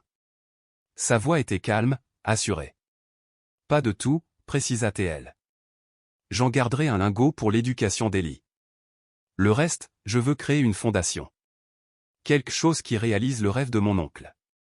Dr Chen resta un instant interdite. Une fondation? Pourquoi? Pour la conservation des forêts, pour soutenir les communautés détruites par la cupidité industrielle, pour préserver des lieux comme celui-ci. Grace montra du geste le cratère, les vestiges de la maison Racine. Mon oncle a passé sa vie à essayer de rendre à la terre ce qu'on lui avait pris. Aidons-le à terminer son œuvre. Morrison laissa échapper un sifflement admiratif. C'est beaucoup d'argent à offrir, vous savez. Ce n'était jamais le mien, répondit Grace simplement. Il a été volé 3 fois, d'abord à la terre, ensuite aux ouvriers par les Caldwell, puis aux Caldwell par mon oncle. Il est temps qu'il cesse d'être volé. Qu'il serve enfin à guérir. 8 mois furent nécessaires. Maya l'aida à surmonter la complexité juridique, à monter la structure avec des avocats spécialisés dans les fondations à but non lucratif. L'or fut évalué à un peu plus de 13 400 000 $. Après taxes et frais légaux, Grace conserva un seul lingot, estimé à environ 65 000 $, placé en fiducie pour Ellie. Le reste devint le Root Trust. La mission, rédigée par Grace avec l'aide de Maya, tenait en une phrase, rendre à la terre et à son peuple les richesses qu'on leur a arrachées. Le Trust finança la reforestation, soutint les familles ruinées par la fermeture des mines et scieries, et préserva la mémoire de ceux qui s'étaient battus pour la justice. Le premier projet eut lieu à Copper Creek. L'ancienne scierie abandonnée depuis 15 ans, rouillée et silencieuse, symbole du déclin de la région, fut rachetée pour 200 000 $. Le bâtiment renaquit en centre communautaire, atelier de formation professionnelle, dispensaire gratuit, banque alimentaire, salle de réunion pour les associations locales. L'inauguration, en juin 2025, rassembla plus de 300 personnes, presque toute la ville. Sur la scène improvisée, Grace prit la parole, Ellie à ses côtés, fière dans sa chemise neuve. Mon grand-oncle Arlon croyait que la richesse devait servir la vie, et non l'inverse, dit-elle dans le micro. Il a passé sa vie à essayer de rendre ce rêve réel. Ce centre n'est qu'un début. Des applaudissements fusèrent. Mrs. Patterson essuya une larme discrète. Maya, en première ligne, leva le pouce avec un sourire. L'année suivante, le Root Trust grandit. Il finança la replantation de forêts dévastées dans 3 comtés, offrit des bourses aux enfants de zones rurales, et lança la restauration du site même de la maison Racine. Dr. Chen en prit la direction, entouré d'étudiants et de chercheurs venus de tout le pays. Ils stabilisèrent le cratère, protégèrent les structures les plus fragiles, et commencèrent à documenter chaque sculpture, chaque fibre, chaque fragment de bois. Grace venait souvent, parfois avec Ellie, parfois seule. Elle observait les archéologues mettre à jour des chambres jamais découvertes, des inscriptions dissimulées dans les racines, et elle comprenait peu à peu l'ampleur du rêve d'Arlon, il avait bâti une cathédrale. Un après-midi, en découvrant un nouveau pan de mur, Dr. Chen souffla, émerveillé. Regardez, les arbres jaillissent des silhouettes humaines, les racines et les branches s'enlacent comme un langage oublié. C'est un temple dédié à la relation entre l'homme et la forêt. Je n'ai jamais vu rien de semblable. Et que va-t-il devenir, une fois vos travaux terminés, demanda Grace. C'est à vous d'en décider. C'est votre terre. Grace resta silencieuse. Depuis des mois, elle relisait les journaux d'Arlon, et une phrase revenait sans cesse, un lieu du retour. Je veux en faire un sanctuaire, murmura-t-elle enfin. Pas un musée froid où l'on regarde derrière des cordes. Un endroit où les gens pourront ressentir ce qu'il a ressenti, cette connexion à quelque chose de plus ancien que nous, de plus vivant que le temps. Un lieu pour guérir. Dr. Chen sourit doucement. Je crois qu'il en serait fier. Le sanctuaire de la maison Racine ouvrit au printemps 2027. Grace avait 35 ans. Ellie en avait 11, grand, réfléchi, toujours passionné de dinosaures, mais désormais fasciné par l'écologie et la protection de la nature. Ils avaient rebâti avec soin, guidés par les techniques et la philosophie d'Arlon.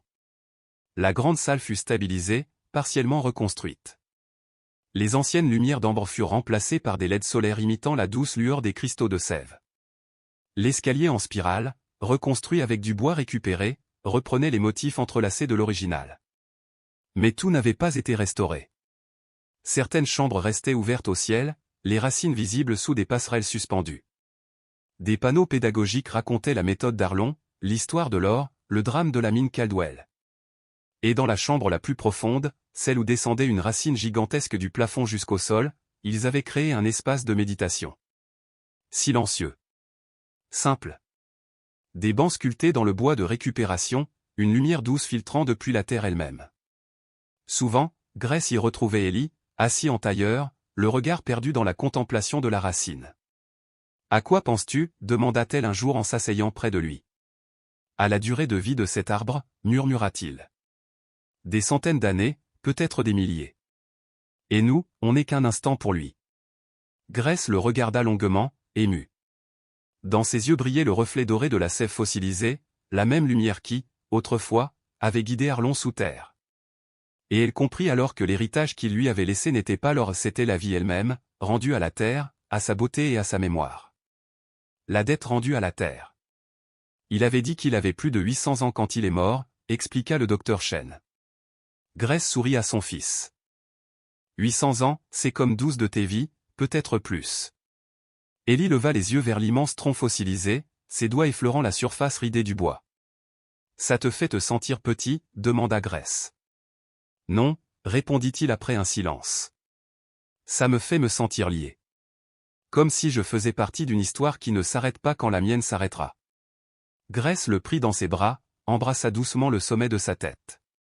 Ton arrière-arrière-grand-oncle t'aurait beaucoup aimé, murmura-t-elle. Le sanctuaire qu'ils avaient bâti autour de la maison Racine était devenu un lieu presque sacré. Les écoles y organisaient des excursions, les familles affluaient de tout l'Oregon. Pourtant, l'endroit ne donnait jamais l'impression d'être envahi ni commercial. Les visites se faisaient sur réservation, les dons restaient modestes, et la fondation des Racines le Root Trust assurait son fonctionnement grâce à son fonds de dotation. Maya, la journaliste, avait publié un nouvel article intitulé La maison qui a guéri une ville. Le texte remporta un prix régional de journalisme. Elle y racontait l'histoire de Grace, d'Élie, du docteur Chen et de dizaines d'habitants de Copper Creek. L'article se terminait par une citation de Madame Patterson. Grace aurait pu garder l'or et s'en aller. Elle aurait pu tout vendre et vivre ailleurs. Mais elle est restée. Elle a partagé. C'est ça, la vraie richesse, avoir assez pour donner. Mais la partie préférée de Grace n'était pas celle que les visiteurs pouvaient voir. Derrière la chambre de méditation, cachée par un passage si étroit qu'il fallait ramper, se trouvait une petite pièce demeurée intacte après l'effondrement. Une salle ovale d'accent grave peine 2,50 m de diamètre, aux parois de racines polies, tissées au plafond en un délicat entrelac semblable à de la dentelle. Sur le sol, Arlon l'oncle visionnaire avait gravé une spirale de mots. Ce que nous prenons à la terre, nous devons le rendre au centuple. Ce que nous détruisons, nous devons le reconstruire avec amour. Ce que nous volons, nous devons le restituer avec intérêt. Voici la dette. Voici le paiement. Voici la guérison.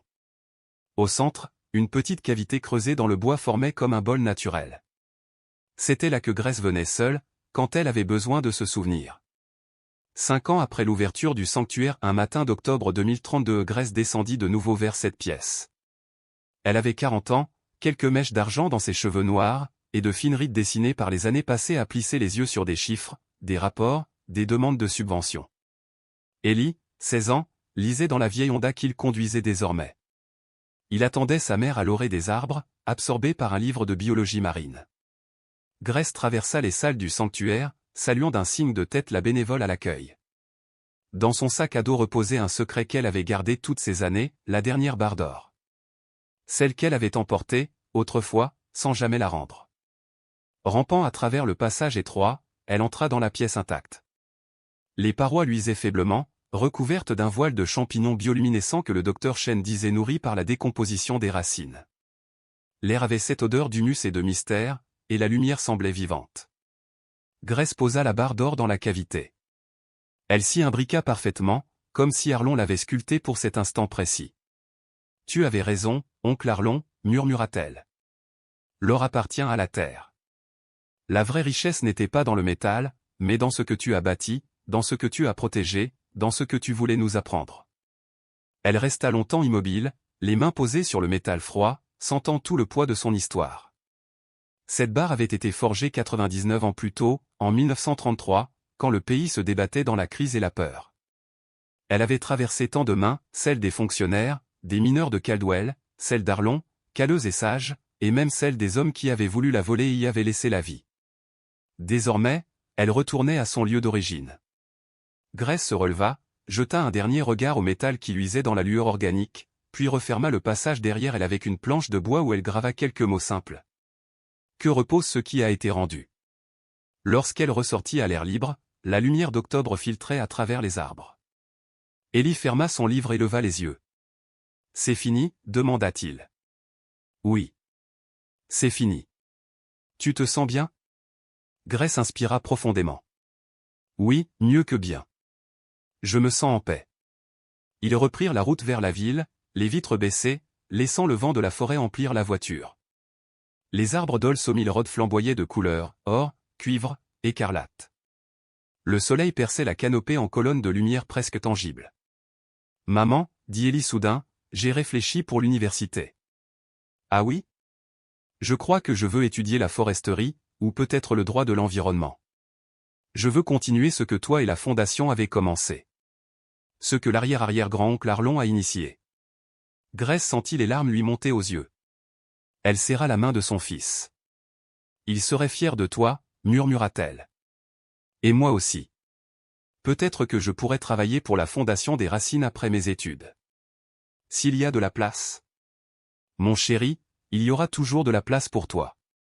C'est ton héritage, à toi aussi. » Ils roulèrent un long moment en silence, portés par le murmure du vent. Grace repensa à tout ce chemin parcouru depuis le jour où elle avait reçu la lettre du notaire, une mère seule, épuisée, endettée, effrayée de l'avenir.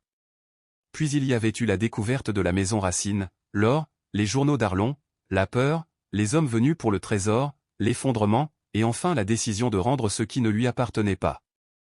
Elle avait fait tant de choix. Certains l'avaient terrifiée. D'autres l'effrayaient encore, lorsqu'elle y repensait.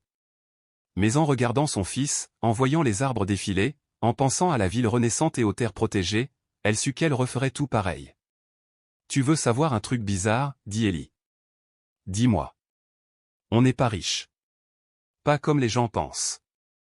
On vit dans un petit appartement, tu bosses encore comme mécanicienne. Mais, je me sens riche. C'est normal? » Grace sourit, le cœur plein. C'est parfaitement normal. Parce que ce qu'on a vaut plus que l'argent. On a un but. On a des gens autour de nous. On fait partie de quelque chose qui compte. Elle ajouta. Ton arrière-arrière-grand-oncle écrivait que les gens les plus pauvres qu'il ait connus étaient ceux qui n'avaient que de l'argent. Aucun lien avec la terre, avec leur communauté, avec quelque chose de plus grand qu'eux-mêmes. Il disait que la vraie richesse se mesure en relation, en travail qui a du sens, en héritage que tu laisses derrière toi. Tu crois qu'il savait qu'il allait tout laisser? Demanda Ellie. La maison, l'or, toute cette histoire? Oui. Je crois qu'il a tout construit pour ça. Il voulait transmettre une leçon. Il m'a fallu du temps, mais je l'ai comprise. Ils arrivèrent en ville. Le centre communautaire bourdonnait déjà d'activité.